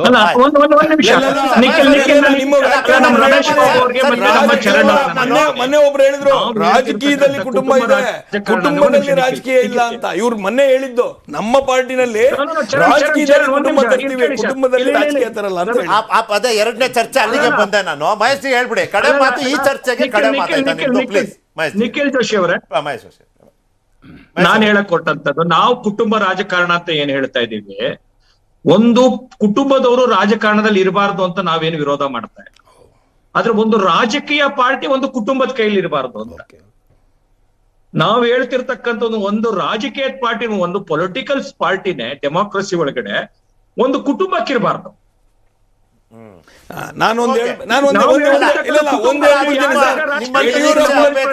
ಯಡಿಯೂರಪ್ಪನ 2 ಸಲ ಇಳಿಸ್ತಾರೆ. ಯಡಿಯೂರಪ್ಪ ಅವರು ನಾಮಿನೇಟ್ ಮಾಡಿದ ಸದಾನಂದ ಗೌಡರನ್ನ ಮುಖ್ಯಮಂತ್ರಿ ಮಾಡ್ತಾರೆ. ಯಡಿಯೂರಪ್ಪ ಅವರು ನಾಮಿನೇಟ್ ಮಾಡಿದ ಬಸವರಾಜ ಬೊಮ್ಮಾಯಿ ಅವ್ರನ್ನ ಮಾಡ್ತಾರೆ. ಅವ್ರ ಕುಟುಂಬದಲ್ಲಿ ಏನ್ ಹೇಳ್ತಾರೆ ಅದು ಮಾತ್ರ ಮಾಡ್ತಾ ಇದ್ದಾರೆ. It is not been decided by the high command. ಅದಕ್ಕೆ ಮಾತ್ರ ಇಲ್ಲ. ಒಂದು ಕುಟುಂಬ ಹೇಳಿದ್ನೆ ಇವತ್ತು ರಾಜಕೀಯದಾಗ ನಡೆಸ್ಕೊಂಡು ಹೋಗ್ತಾ ಇದಾರಲ್ಲ. ಕುಟುಂಬ ಅಂತ ಕರಿಬೋದಾ ವ್ಯಕ್ತಿ ಆದ್ರಲ್ಲ ಸರ್? ನೋಡಿ ಸರ್, ಯಡಿಯೂರಪ್ಪ ಅವರು ಇದ್ದಾರೆ, ವಿಜೇಂದ್ರ ಅವರು ಇದ್ದಾರೆ, ರಾಘವೇಂದ್ರ ಅವರು ಇದ್ದಾರೆ, ಮರಿಸ್ವಾಮಿ ಅವರು ಇದ್ದಾರೆ, ಸಂತೋಷ್ ಅರಸೀಕೆರೆ ಸಂತೋಷ್ ಇದ್ದಾರೆ, ಮತ್ತೆ ಬಾಗಲಕೋಟೆಯಲ್ಲಿ ಅವ್ರ ಬೀಗರು ಇನ್ನೊಬ್ರು ಈ ಸಲ ಸೋತಿದ್ರು ಅವರಿದ್ದಾರೆ. ಲಿಸ್ಟ್ ಕೊಡೋಣ ಸರ್. ಇವಾಗೇನು ನಮ್ಮ DK ಶಿವಕುಮಾರ್ ಸಾಹೇಬ್ರ ಮನೆ 4 ಜನ ಇಲ್ವಾ ಸರ್? MLC ರವಿ ಇದ್ದಾರೆ, ಕುಣಿಗಲ್ಲಲ್ಲಿ ರಂಗನಾಥ್ ಇದ್ದಾರೆ, ಸುರೇಶ್ ಇದ್ದಾರೆ. ಇನ್ನೆರಡು ಜಾಸ್ತಿ ಆದ್ರೆ ಕುಟುಂಬ 4ಕ್ಕೆ ರಿಸ್ಟ್ರಿಕ್ಟ್ ಮಾಡಬೇಕು. ಓಕೆ, ಅಲ್ಲ ಈಗ ರಿಸ್ಟ್ರಿಕ್ಟ್ ಮಾಡ್ಬೇಕಾಗಿರೋದು ಈ ಚರ್ಚೆನ ಮುಂದಿನ ಚರ್ಚೆಗೆ ಹೋಗ್ಬೇಕು. ಕ್ಷೇತ್ರ ಕುರುಕ್ಷೇತ್ರ ಕೋಲಾರದಲ್ಲಿ ನಿನ್ನೆ ಏನಾಯ್ತು, ಆ ಒಂದು ಕಾರ್ಯಕ್ರಮದಲ್ಲಿ ಸಿದ್ದರಾಮಯ್ಯನವರು DK ಶಿವಕುಮಾರ್ ಅವರು ಮಾತನಾಡಬೇಕಾದ್ರೆ ಸಾಲುಗಳಲ್ಲಿ ಚೇರ್ಗಳು ಖಾಲಿ ಇದ್ವು. ಇದು ಪಕ್ಷದ ಒಳಗೆ ಚರ್ಚೆ ಆಗ್ತಾ ಇದೆ ಬಹಳ ದೊಡ್ಡ ಮಟ್ಟದಲ್ಲಿ. ಇದ್ರ ಮೂಲಕ ಸಂದೇಶ ಏನು, ಅದು ಒಂದು ಭಾಗ. ಇನ್ನೊಂದು ಕ್ಷೇತ್ರ ಕುರುಕ್ಷೇತ್ರ ಆಗ್ತಿರೋದು ಹಾಸನ್ ನಗರ. ಹಾಸನ್ ಅಲ್ಲಿ ಇವತ್ತಿಗೆ ಹಾಲಿ ಶಾಸಕರು ಬಿಜೆಪಿಯ ಪ್ರೀತಮ್ ಗೌಡ್ರು, ಅಲ್ಲಿ ಇಲ್ಲಿವರೆಗೂ ಚರ್ಚೆ ನಡೀತಿತ್ತು. ಇನ್ನೇನು ಸ್ವರೂಪ್ ಅವ್ರು ಬರ್ತಾರೆ, ಅಲ್ಲಿ ಮಾಜಿ ಶಾಸಕರು ದಿವಂಗತ ಪ್ರಕಾಶ್ ಅವ್ರ ಮಗ ರೀಸೆಂಟ್ ಆಗಿ ಒಂದು 25-30 ಸಾವಿರ ಜನಕ್ಕೆ ಊಟ ಎಲ್ಲ ಹಾಕ್ಸಿದ್ದಾರೆ. ಅದಾದ ನಂತರ ಯಾವುದೋ ಒಂದು ಪಕ್ಷದ ಕಾರ್ಯಕ್ರಮದಲ್ಲಿ ಕುಮಾರಸ್ವಾಮಿ ಖುದ್ದು ತಾವೇ ಹೇಳಿದ್ದಾರೆ ಸ್ವರೂಪ್ ಅವ್ರಿಗೆ ಈ ಬಾರಿ ಟಿಕೆಟ್ ಅಂತ. ಆದರೆ ಇವತ್ತು ಭವಾನಿ ರೇವಣ್ಣ ಅವರು ಕೊಟ್ಟರು ಒಂದು ಹೇಳಿಕೆ, ಸ್ಫೋಟ ಆಯ್ತಲ್ಲ ಒಂದು ಬಾಂಬು. ಅವ್ರು ಹೇಳಿದ್ರು ನಾನು ಯಾಕೆ ಅಭ್ಯರ್ಥಿ ಆಗಬಾರ್ದು, ಮುಂದಿನ ದಿನಗಳಲ್ಲಿ ಘೋಷಣೆ ಕೂಡ ಆಗುತ್ತೆ. ನಾನು ಅದಕ್ಕೆ ಕೇಳಿದೆ, ಅವತ್ತು ಅಣ್ಣನ ಘೋಷಣೆ, ಇವತ್ತು ಅಕ್ಕನ ಘೋಷಣೆ, ಘೋಷಣೆ ವರ್ಸಸ್ ಘೋಷಣೆ, ದಳದಲ್ಲಿ ದಳಮಳ, ದಳದಲ್ಲಿ ಘರ್ಷಣೆ. ಸ್ವರೂಪ್ ಅವ್ರು ಕೂಡ ನಮ್ಮ ಜೊತೆ ಇದ್ದಾರೆ. ಸ್ವರೂಪ್ ಅವರೇ ನಮಸ್ಕಾರ, ನನ್ನ ಧ್ವನಿ ಕೇಳ್ತಿದ್ಯಾ? ನಿಖಿಲ್ ಮಾತಾಡ್ತೀನಿ, ಸ್ವಾಗತ ನಿಮ್ಗೆ ನ್ಯೂಸ್ 18ಗೆ ಮತ್ತೆ ಟು ದ ಪಾಯಿಂಟ್. ಸ್ವರೂಪ್ ಅವರೇ ಸ್ವಲ್ಪ ನಿಮ್ಮ ಸಹನೆ ಕೇಳ್ತೀನಿ, ಇಲ್ಲಿ ಒಂದು ನಿಮಿಷ ಕ್ವಿಕ್ ಆಗಿ ಎಲ್ಲರನ್ನ ಮಾತಾಡಿಸಿ ಬಂದು ನಿಮ್ಮ ಹತ್ರ ವಿಸ್ತೃತವಾಗಿ ಮಾತಾಡ್ತೀನಿ, ನಿಮ್ಮ ಹತ್ರ ಆಮೇಲೆ. ಚಿದಾನಂದ್ ಪಟೇಲ್ ಅವರೇ, ಹಾಸನ, ಭದ್ರಕೋಟೆ, JDS ಕುಟುಂಬ ರಾಜಕಾರಣ ಅನ್ನೋ ಅತಿ ದೊಡ್ಡ ಆರೋಪವನ್ನ ಹೊತ್ತಿದ್ರೆ ಯಾವ್ದಾದ್ರು ಒಂದು ಪಕ್ಷ ಕರ್ನಾಟಕ ರಾಜಕಾರಣದಲ್ಲಿ ಅದು JDS. ಮತ್ತೊಬ್ರು ಕುಟುಂಬದವರೇನೆ ಈ ರೀತಿಯ ಒಂದು ಪ್ರಬಲ ಪ್ರಮುಖ ಕ್ಷೇತ್ರದಲ್ಲಿ ಅಭ್ಯರ್ಥಿ ಆಗೋದ್ರೆ ಯಾರ್ಯಾರು ಇವತ್ತು ಕಡ್ಡಿ ತಗೊಂಡು ಹೊಡಿತಿದಾರಲ್ಲ ಅವ್ರ ಕೈಗೆ ಕತ್ತಿ ಕೊಟ್ಟಂಗೆ ಆಗೋದಿಲ್ವಾ ಅಂತ ಪ್ಲೀಸ್. ಖಂಡಿತವಾಗಿ ಈ ಹಾಸನದ ವಿಚಾರಕ್ಕೆ ಬಂದರೆ HD ರೇವಣ್ಣ ಅವರಿಗೆ ಹಾಸನವೇ ದೇಶ, ಹೊಳೆನರಸೀಪುರವೇ ಅವರ ರಾಜಧಾನಿ. ಚೆನ್ನಾಗಿ ಹೇಳಿದ್ರಿ. ಹಾಗಾಗಿ ಅಲ್ಲಿ ಹಾಸನದ್ದು ಯಾವುದೇ ನಿರ್ಧಾರಗಳಿರ್ಬೋದು, ನಿರ್ಣಯಗಳನ್ನು ತೆಗೆದುಕೊಳ್ಳೋದು HD ರೇವಣ್ಣನವರೇ. ಅದು ಕುಟುಂಬದಲ್ಲಿ ಹಂಚಿಬಿಟ್ಟಿದ್ದಾರೆ. ಹಾಸನದ ವಿಚಾರಕ್ಕೆ ಕುಮಾರಣ್ಣ ನೀನು ಬರಬೇಡಪ್ಪ ಅಂತೇಳಿ. ಆದ್ರೆ ಕುಮಾರಣ್ಣ ಅಲ್ಲಿ ಘೋಷಣೆ ಮಾಡ್ಬಿಟ್ರಲ್ಲ ಛತ್ರದಲ್ಲಿ, ನನಗೆ ಗೊತ್ತಿದೆ ಯಾವತ್ತು ಅಂತಾನು ನನಗೆ ನೆನಪಿದೆ, ಜಾಸ್ತಿ ಡೀಟೇಲ್ ಹೇಳಲಿಕ್ಕೆ ಹೋಗೋದಿಲ್ಲ. ಅವರೇ ಘೋಷಣೆ ಮಾಡಿದ್ರು ಸ್ವರೂಪ್ ನೀವೇರಿ ಕ್ಯಾಂಡಿಡೇಟ್ ಅಂತ ಕಾರ್ಯಕರ್ತರ ಮುಂದೆ ಹೇಳಿದ್ರು. ಅವತ್ತು ಭವಾನಿ ರೇವಣ್ಣ ಅವರು ಅಂತ ಚರ್ಚೆ ಬಂದಾಗ ಕಾರ್ಯಕರ್ತರು ಅದಕ್ಕೆ ವಿರೋಧ ಕೂಡ ವ್ಯಕ್ತಪಡಿಸಿದ್ರು, ನನಗೆ ಮಾಹಿತಿ ಇದೆ. ಪ್ಲೀಸ್ ಪಟೇಲ್ ಜಿ. ಭವಾನಿ ರೇವಣ್ಣ ಅವರು ಹೇಳೋ ಪ್ರಕಾರ ಏನಂತ ಹೇಳಿದ್ರೆ, ನಮಗೆ ಜನ ಓಟ್ ಹಾಕ್ತಾರೆ, ಕುಟುಂಬ ರಾಜಕಾರಣ ಅಂತಿರಲ್ಲ, ನಾವು ಹಿಂಬಾಗಿಲಿಂದ ಬಂದಿಲ್ಲ, MLCನೂ ಹಿಂಬಾಗಿಲಿಂದ ಬಂದಿಲ್ಲ, ರಾಜ್ಯಸಭೆನೂ ಹಿಂಬಾಗಿಲಿಂದ ಬಂದಿಲ್ಲ, ನಮಗೆ ಜನ ಓಟ್ ಹಾಕ್ತಾರೆ. MLA ನನ್ನ ಭವಾನಿ ಅವರು ZP ಮೆಂಬರ್ ಆಗೋದಕ್ಕೆ ಆ ಹೋಬಳಿ ಕ್ಷೇತ್ರ ಜನ ಓಟ್ ಹಾಕಿದ್ರು, ಅವರು ZP ಮೆಂಬರ್ ಆದರು. ನನಗೆ ಹೊಳೆನರಸೀಪುರದ ಜನ ಓಟ್ ಹಾಕಿದ್ರು, ಹಂಗಾಗಿ ನಾನು MLA ಆದೆ. ಅವ್ರು ಹೇಳೋ ಪ್ರಕಾರ ಏನಂತ ಹೇಳಿದ್ರೆ, ಜನರ ನಿರ್ಧಾರ ನಾವು MLA MP ಆಗ್ತಾ ಇದ್ದೀವಿ ಅನ್ನೋದು ಅವರ ಹೇಳಿಕೆ. ಜೊತೆಗೆ ಪ್ರಮುಖವಾಗಿ ಹಾಸನದಲ್ಲಿ ರೇವಣ್ಣರ ನಿರ್ಧಾರವೇ ಅಂತಿಮ ಅಂತ ಇರ್ತಕ್ಕಂಥದ್ದು. ಆದರೆ HD ಕುಮಾರಸ್ವಾಮಿ ಅವರಿಗೆ ಇದು ಧರ್ಮ ಸಂಕಟ.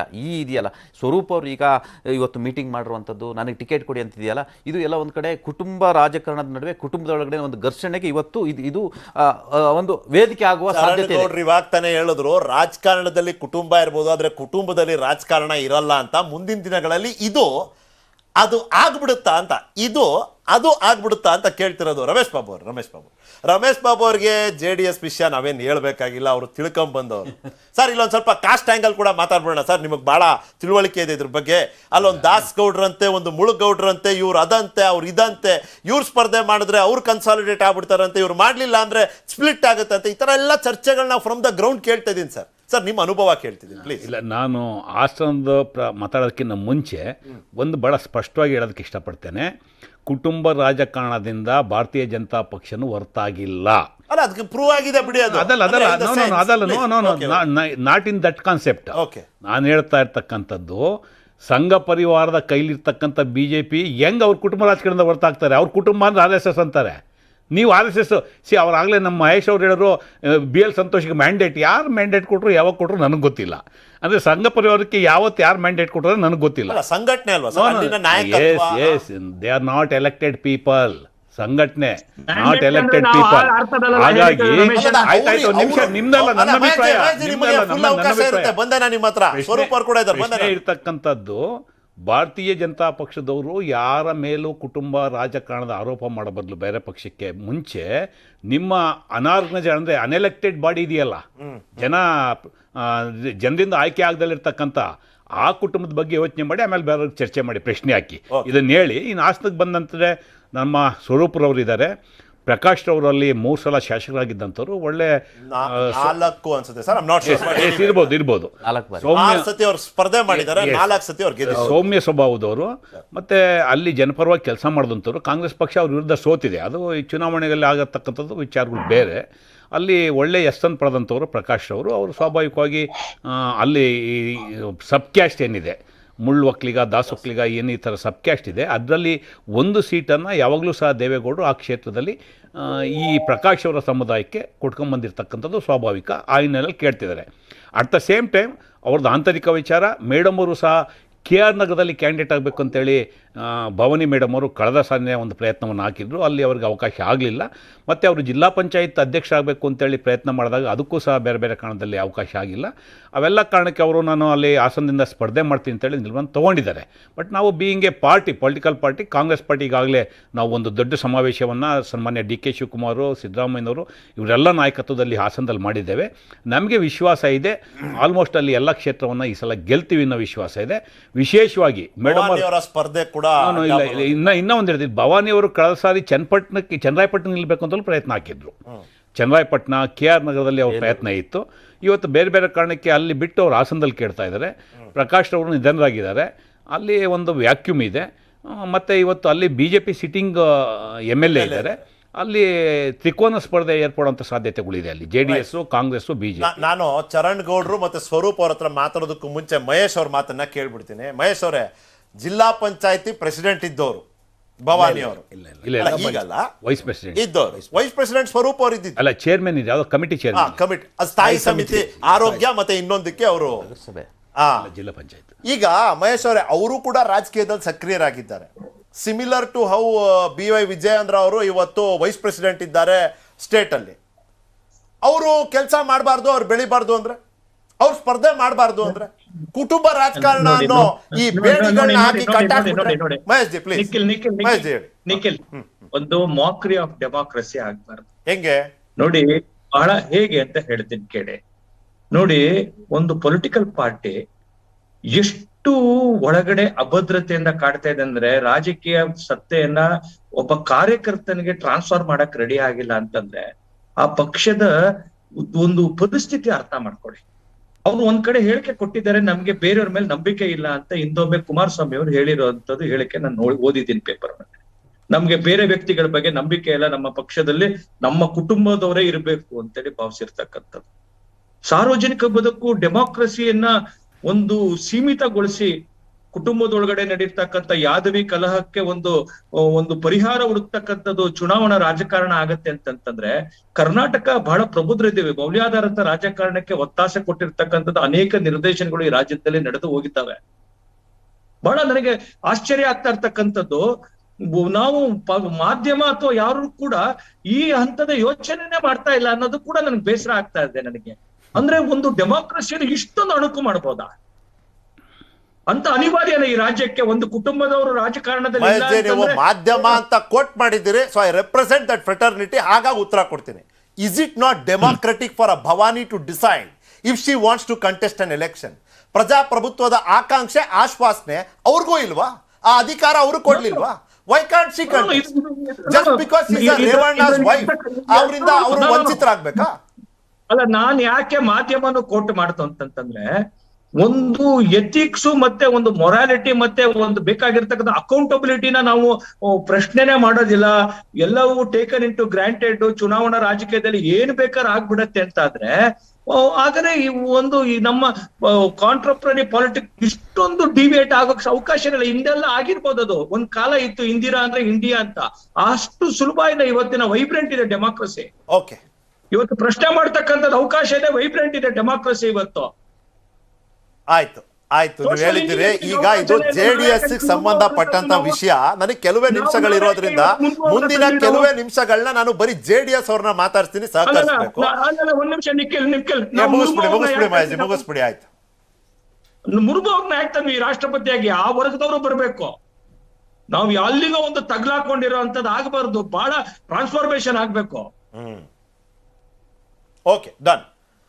ಚರಣ್ ಗೌಡ್ರೆ ಮತ್ತೆ ಸ್ವರೂಪ್ ಅವರೇ, ಹಾಸನದಲ್ಲಿ ಈ ಬಾರಿ ಫಸ್ಟ್ JDS ವರ್ಸಸ್ BJP ಅಲ್ಲ, ಫಸ್ಟ್ ಆಗೋದು, ಫಸ್ಟ್ ರೌಂಡ್ ಕಾಂಟೆಸ್ಟ್ ಇರೋದು JDS ವರ್ಸಸ್ JDS. ನಾನು ಸ್ವರೂಪ್ ಅವರಿಗೆ ಕೇಳ್ತೀನಿ ಸರ್, ಅವರು is in the thick of the action. Swaroop ಅವರೇ, JDS ವರ್ಸಸ್ JDS ಅದಾದ್ಮೇಲೆ ಚುನಾವಣೆ ಸರ್? ಆತರ ಪ್ರಶ್ನೆ ಉದ್ಭವ ಆಗಲ್ಲ ಇಲ್ಲಿ. JDS ವರ್ಸಸ್ JDS ಅಲ್ಲ, ಪಕ್ಷದಲ್ಲಿ ಟಿಕೆಟ್ ಕೇಳಂತ ಸಹಜ. ಇವತ್ತು ನಾನು ಕೂಡ ನಮ್ಮ ತಂದೆ 4 ಬಾರಿ ಶಾಸಕರಾಗಿ, ನಾನು ಕೂಡ ಜಿಲ್ಲಾ ಪಂಚಾಯತ್ ಉಪಾಧ್ಯಕ್ಷನಾಗಿ ಖಂಡಿತವಾಗ್ಲೂ ನನಗೂ ಒಂದು ಆಸೆ ಇರುತ್ತೆ. ಹಾಗಾಗಿ ನಾನು ಕೂಡ ಆಕಾಂಕ್ಷಿಯಾಗಿದ್ದೀನಿ. ಅಂತಿಮವಾಗಿ ವರಿಷ್ಠರು ದೇವೇಗೌಡರು ಸಾಹೇಬ್ರು, CM ಇಬ್ರಾಹಿಂ ಅವ್ರು ಇರ್ಬೋದು, ರೇವಣ್ಣ ಸಾಹೇಬ್ ಇರ್ಬೋದು, ಕುಮಾರಣ್ಣವರು ಟಿಕೆಟ್. ಸರ್ ಅಲ್ಲಿ ಮ್ಯೂಟ್ ಆಗೋಯ್ತಾ ಅಂತ. ಈಗ ಹೇಳಿ ಸ್ವರೂಪರ ಕೇಳ್ತಿದೆ ಹೇಳಿ. ಸರ್ ಇಲ್ಲಿ ನಮ್ಮ ಹಾಸನಲ್ಲಿ JDS ವರ್ಸಸ್ JDS ಅಂತ ಏನಿಲ್ಲ. ಈಗ ಇವತ್ತು ಹಾಸನ ವಿಧಾನಸಭಾ ಕ್ಷೇತ್ರಕ್ಕೆ ಸಂಬಂಧಪಟ್ಟಾಗೆ ನಮ್ಮ ತಂದೆ ಕೂಡ 4 ಬಾರಿ ಶಾಸಕರಾಗಿದ್ದಾರೆ. ನಾನು ಕೂಡ ಜಿಲ್ಲಾ ಪಂಚಾಯತ್ ಉಪಾಧ್ಯಕ್ಷನಾಗಿ ಸೇವೆ ಸಲ್ಲಿಸಿದ್ದೀನಿ. ಹಾಗೆ ಸಹಜವಾಗಿ ನನಗೂ ಕೂಡ ಒಂದು ಆಸೆ ಇದ್ದೇ ಇರುತ್ತೆ. ಹಾಗಾಗಿ ಇವತ್ತು ಅಂತಿಮವಾಗಿ ವರಿಷ್ಠ ಅಂತ ದೇವೇಗೌಡರು, CM ಇಬ್ರಾಹಿಂ ಅವ್ರು ಇರ್ಬೋದು, ರೇವಣ್ಣ ಸಾಹೇಬ್ ಇರ್ಬೋದು, ಕುಮಾರಣ್ಣ ಅವರು ಅಂತಿಮವಾಗಿ ಏನು ತೀರ್ಮಾನ ಕೈಗೊಳ್ತಾರೆ ಆ ತೀರ್ಮಾನಕ್ಕೆ ಭದ್ರಾಗಿರ್ತೀವಿ. ಅಲ್ಲ ಸ್ವರೂಪ್ ಅವರೇ, ಒಂದು ಛತ್ರದಲ್ಲಿ ಒಂದು ಕಾರ್ಯಕ್ರಮ ನಡೆದಾಗ ಭವಾನಿ ರೇವಣ್ಣ ಅವರು ಇಲ್ಲಿ ಅಭ್ಯರ್ಥಿ ಆಗಬಹುದು ಅನ್ನೋ ಚರ್ಚೆ ಬಂದಾಗ್ಲೇ ಕೆಲವು ಕಾರ್ಯಕರ್ತರು ಅವತ್ತು ವಿರೋಧ ಘೋಷಣೆಗಳನ್ನ ಕೂಗಿರ್ತಾರೆ. ನೀವಿದ್ರೆ ಆ ಕಾರ್ಯಕ್ರಮದಲ್ಲಿ, ಇಫ್ ಐ ಆಮ್ ರೈಟ್, ಆಯ್ತಾ? ಅದಾದ ನಂತರ ಕುಮಾರಸ್ವಾಮಿ ಅವರು ಒಂದ್ ರೀತಿಯಲ್ಲಿ ಒತ್ತಡದ ಪರಿಸ್ಥಿತಿ ನಿರ್ಮಾಣ ಆಗೋಗುತ್ತೆ. ಕುಮಾರಸ್ವಾಮಿ ಅವರಲ್ಲಿ ಹೇಳ್ತಾರೆ, ಸ್ವರೂಪ್ ಅಭ್ಯರ್ಥಿ, ಸ್ವರೂಪ್ಗೋಸ್ಕರ ಕೆಲಸ ಮಾಡಿ, ಸ್ವರೂಪಕ್ಕೆ ಬೆಂಬಲ ಕೊಡಿ. ನೀವು ಅದಾದ್ಮೇಲೆ ಒಂದು ಕಾರ್ಯಕ್ರಮ ಆಯೋಜನೆ ಮಾಡ್ತೀರಿ, ದೊಡ್ಡ ಬಾಡೂಟದ ಒಂದು ಕಾರ್ಯಕ್ರಮನೇ ಮಾಡ್ಬಿಡ್ತೀರಿ. ಒಂದು 25-30 ಸಾವಿರ ಜನ ಸೇರಿದ್ರಂತೆ, ಕೇಳ್ಪಟ್ಟೆ. ನಾನು ನೋಡ್ಲಿಲ್ಲ ಬಿಡಿ ಸ್ವರೂಪ್ ಅವರೇ. ಅಂದ್ರೆ ನಾನು ಹೇಳ್ತಿರೋದು, ಇಲ್ಲಿ ಒಂದು JDS ವರ್ಸಸ್ JDS ಆಗ್ಬೇಕು, ಇಲ್ಲ HD ಕುಮಾರಸ್ವಾಮಿ ವರ್ಸಸ್ ರೇವಣ್ಣ ಆಗ್ಬೇಕು. ಏನಾಗತ್ತೆ ಸ್ವರೂಪ್ ಅವರು? ಸರ್ ಖಂಡಿತ ಆಗಿಲ್ಲ. ಇವತ್ತು ದೇವೇಗೌಡರ ಕುಟುಂಬ ಇರ್ಬೋದು, ಇವತ್ತು ನಮ್ಮ ಕುಟುಂಬ ಇರ್ಬೋದು, ಇವತ್ತು HS ಪ್ರಕಾಶ್ ನಮ್ಮ ತಂದೆ ಅಂತ ಕೂಡ ದೇವೇಗೌಡರ ಕುಟುಂಬಕ್ಕೆ ಬಹಳ ಅನ್ಯಾಯವಾಗಿ ಅಂತ ನಡ್ಕೊಂಡಿದ್ದವ್ರಂತವ್ರು. ಹಾಗಾಗಿ ಇವತ್ತು JDS ಅಲ್ಲಿ ಯಾವುದೇ ಕಾರಣಕ್ಕೂ ರೇವಣ್ಣ ವರ್ಸಸ್ ಕುಮಾರಸ್ವಾಮಿ ಅಂತ ಆತರ ಇಲ್ಲ. ಇವತ್ತು ಅಂತಿಮವಾಗಿ ದೇವೇಗೌಡರು. ಸ್ವರೂಪ್ ಅವರೇ, ನಾನು ನೇರ ಪ್ರಶ್ನೆ ಕೇಳ್ತೀನಿ, ತಪ್ಪು ತಿಳಿಬಾರ್ದು. ಕಳೆದ ಯಾವ ನಿಮ್ಮ ಉಪಸ್ಥಿತಿ ಇದ್ದಂತ ಕಾರ್ಯಕ್ರಮದಲ್ಲಿ ರೇವಣ್ಣ ಅವ್ರು ಭಾಗವಹಿಸಿದ್ರು ಅಂತ ನೆನಪಿಸ್ಕೊಂಡು ಹೇಳ್ಬೋದಾ? ಸರ್ ಖಂಡಿತ. ಯಾವ್ದು ಕಾರ್ಯಕ್ರಮದಲ್ಲಿ ತಾವ್ ಹೇಳ್ತಿರೋದು? ಯಾವ್ದ್ರಲ್ಲೂ ಭಾಗವಹಿಸಿಲ್ಲ ಕಳೆದ 6 ತಿಂಗಳಲ್ಲಿ ಸ್ವರೂಪ್ ಅವರೇ? ಇಲ್ಲ ಸರ್, ಖಂಡಿತ ಇಲ್ಲ. ಪ್ರತಿಯೊಂದು ಸಂದರ್ಭದಲ್ಲೂ ಪ್ರೆಸ್ ಮೀಟ್ ಅಲ್ಲೂ ಕೂಡ ನಾನು ಸನ್ಮಾನ್ಯ ರೇವಣ್ಣ ಸಾಹೇಬ್ರ ಪಕ್ಕದಲ್ಲೇ ಕೂತಿರ್ತೀನಿ. ಮೊನ್ನೆ ನಂದು ಕಾರ್ಯಕ್ರಮ ನಡೆದಾಗ ಸೆಪ್ಟೆಂಬರ್ 13 ನಮ್ಮ ತಂದೆ ಒಂದು ಪುಣ್ಯ ಸ್ಮರಣೆ ಅಂತ ಕಾರ್ಯಕ್ರಮ ನಡೆದಾಗ ಅವತ್ತು ರೇವಣ್ಣ ಸಾಹೇಬ್ರದ್ದು KMF ಒಂದು ದೆಹಲಿಯಲ್ಲಿ ಕಾರ್ಯಕ್ರಮ ಐತಿ ಸರ್. ಹಾಗಾಗಿ ಬರಕ್ಕಾಗ್ಲೇ ಬಿಟ್ರೆ ಎಲ್ಲಾ ಕಾರ್ಯಕ್ರಮದಲ್ಲೂ ಇವತ್ತು ಕೂಡ ರೇವಣ್ಣ ಸಾಹೇಬ್ರ ಇರ್ಬೋದು, ಭವಾನಿ ಮೇಡಮ್ ಇರ್ಬೋದು, ನಂದು ಅವ್ರದ್ದು ಸಂಬಂಧ ಬಹಳ ತುಂಬಾನು ಚೆನ್ನಾಗಿದೆ ಸರ್. ಆ ರೀತಿ ಉದ್ಭವನೇ ಆಗಲ್ಲ ಸರ್. ಆಯ್ತು. ಈಗ ಮತ್ತೊಮ್ಮೆ ಭವಾನಿ ಅವರೇ ಅಖಾಡಕ್ಕೆ ಇಳಿದ್ಬಿಟ್ರೆ, ನನ್ನ ಕಡೆ ಒಂದೆರಡು ಪ್ರಶ್ನೆ ಕೇಳ್ಬಿಡ್ತೀನಿ ಸ್ವರೂಪ್ ಅವರೇ. ಭವಾನಿ ಅವರೇ ಅಖಾಡಕ್ಕೆ ಇಳಿದ್ಬಿಟ್ರೆ ಇದರಿಂದ ಕಾಂಗ್ರೆಸ್ಗೆ ಬೆನಿಫಿಟ್ ಆಗುತ್ತಾ ಅನ್ನೋ ಚರ್ಚೆ ಈಗಾಗಲೇ ಶುರು ಆಗ್ಬಿಟ್ಟಿದೆ. ಸರ್ ಈಗ ನಾನು ಆ ಪ್ರಶ್ನೆಗೆ ನಾನು ಕಾಂಗ್ರೆಸ್ ಬಗ್ಗೆ ಆಗ್ಲಿ, ನಾನು BJP ಬಗ್ಗೆ ಆಗ್ಲಿ ನಾನು ಕೇಳಕ್ ಹೋಗಲ್ಲ, ಮಾತಾಡಕ್ ಹೋಗಲ್ಲ. ಅವ್ರವ್ರದ್ದು ಪಕ್ಷಕ್ಕೆ ಬಿಟ್ಟಿರೋಂಥ ವಿಚಾರ. ಇವತ್ತು ಹಾಸನಲ್ಲಿ ಕಾಂಗ್ರೆಸ್ ಯಾವ ಮಟ್ಟಕ್ಕಿದೆ, BJP ಯಾವ ಮಟ್ಟಕ್ಕಿದೆ ಅಂತ ಜನಸಾಮಾನ್ಯರಲ್ಲಿ ಮತದಾರರಲ್ಲಿ ಕೇಳಿದ್ರೆ, ತಾವೇ ಒಂದು ಸಮೀಕ್ಷೆ ಮಾಡಿದ್ರೆ ಅರ್ಥ ಆಗುತ್ತೆ. ಇವತ್ತು ನಮ್ಮ JDS ನ ವಾತಾವರಣ ಇವತ್ತು ಬಹಳ ತುಂಬಾ ಚೆನ್ನಾಗಿದೆ. ಇವತ್ತು ಮುಂದಿನ ದಿನಗಳಲ್ಲಿ ಖಂಡಿತವಾಗ್ಲೂ JDS ಗೆದ್ದೇ ಗೆಲ್ಲುತ್ತೆ ಸರ್. ಖಂಡಿತವಾಗ್ಲೂ ಆತ್ಮವಿಶ್ವಾಸ ನಮ್ಮಲ್ಲಿದೆ ಸರ್. ಅಲ್ಲ, ವಾತಾವರಣ ಚೆನ್ನಾಗಿದೆ, ಕಾರ್ಯಕರ್ತರಲ್ಲಿ ಹುಮ್ಮಸ್ ಇದೆ. ಈಗ ಕಾರ್ಯಕರ್ತರಲ್ಲಿ ಹುಮ್ಮಸ್ ಜೊತೆ ಒಂದು ರೀತಿ ಗೊಂದಲ ಕೂಡ ಮೂಡ್ಬಿಡ್ತು. ಇವ್ರ ಇವ್ರು ಬಂದ್ರೆ ಹೆಂಗೆ, ಅವ್ರಾದ್ರೆ ಹೆಂಗೆ ಅನ್ನೋ ಪ್ರಶ್ನೆ ಬಂದ್ಬಿಡ್ತಲ್ಲ ಸ್ವರೂಪ್ ಅವರೇ, ಅದಕ್ಕೇನ್ ಹೇಳ್ತೀರಿ ಸರ್? ಇಲ್ಲ ಕಾರ್ಯಕರ್ತರು ಒಂದೇ ಕಾರ್ಯಕರ್ತರು, JDS ಕಾರ್ಯಕರ್ತರು. ಇದರಲ್ಲಿ ಭವಾನಿ ಮೇಡಮ್ದು ಕಾರ್ಯಕರ್ತರು ಅಥವಾ ಸ್ವರೂಪ್ ಅವ್ರ ಕಾರ್ಯಕರ್ತರು ಭೇದ ಭಾವ ಇಲ್ಲ. ಇವತ್ತು ನಮ್ಮ ತಂದೆ 4 ಬಾರಿ ಶಾಸಕರಾಗಿ ಎಲ್ಲಾ JDS ಕಾರ್ಯಕರ್ತರು ಸೇರಿ ನಮ್ಮ ತಂದೆನ ಶಾಸಕರಾಗಿ ಮಾಡಿರ್ತದ್ದು. ಹಂಗಾಗಿ ಇವತ್ತು ಎಲ್ಲಾ ಪಕ್ಷದಲ್ಲೂ ಕೂಡ ನಾವು ಕೂಡ ಇವತ್ತು ಭವನಕ್ಕಂಗಾರ ಕೊಡ್ಬೋದು ಅಥವಾ ನನಗಾರ ಕೊಡ್ಬೋದು. ನಮ್ಮ ಟಿಕೆಟ್ ವಿಚಾರದ ಯಾವುದೇ ಗೊಂದಲ ಇಲ್ಲ. ಟಿಕೆಟ್ ಯಾರಿಗೆ ಕೊಟ್ರು ಕೂಡ ಇಬ್ಬರಲ್ಲೂ ಒಬ್ರು, ನಾವು ಕೂಡ ಇಬ್ರು ಅನ್ಯೋನ್ಯವಾಗಿ ಅಕ್ಕಂಗ್ ಕೊಟ್ರು ನಾನು ಮಾಡ್ತೀನಿ, ನನಗ್ ಕೊಟ್ರು ಅಕ್ಕನು ಮಾಡ್ತಾರೆ ಅಂತ ಬಹಳ ಒಂದು ಭರವಸೆ ನನ್ನಲ್ಲಿ. ಅಣ್ಣ ಒಂದು ಘೋಷಣೆ, ಅಕ್ಕ ಒಂದು ಘೋಷಣೆ. ಸ್ವರೂಪ್ ಅವರೇ, ಘೋಷಣೆ ನಡುವೆ JDS ಅಲ್ಲಿ ಘರ್ಷಣೆ ಆಗೋಯ್ತು. ಥ್ಯಾಂಕ್ ಯು ನಿಮ್ಮ ಸಮಯಕ್ಕಾಗಿ.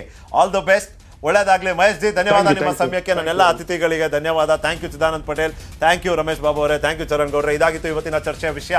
ಟು ದ ಪಾಯಿಂಟ್ ನೋಡ್ತೀರಿ ನ್ಯೂಸ್ 18. ಜಾಲ ನಮ್ಮದು, ಬಲ ನಿಮ್ಮದು.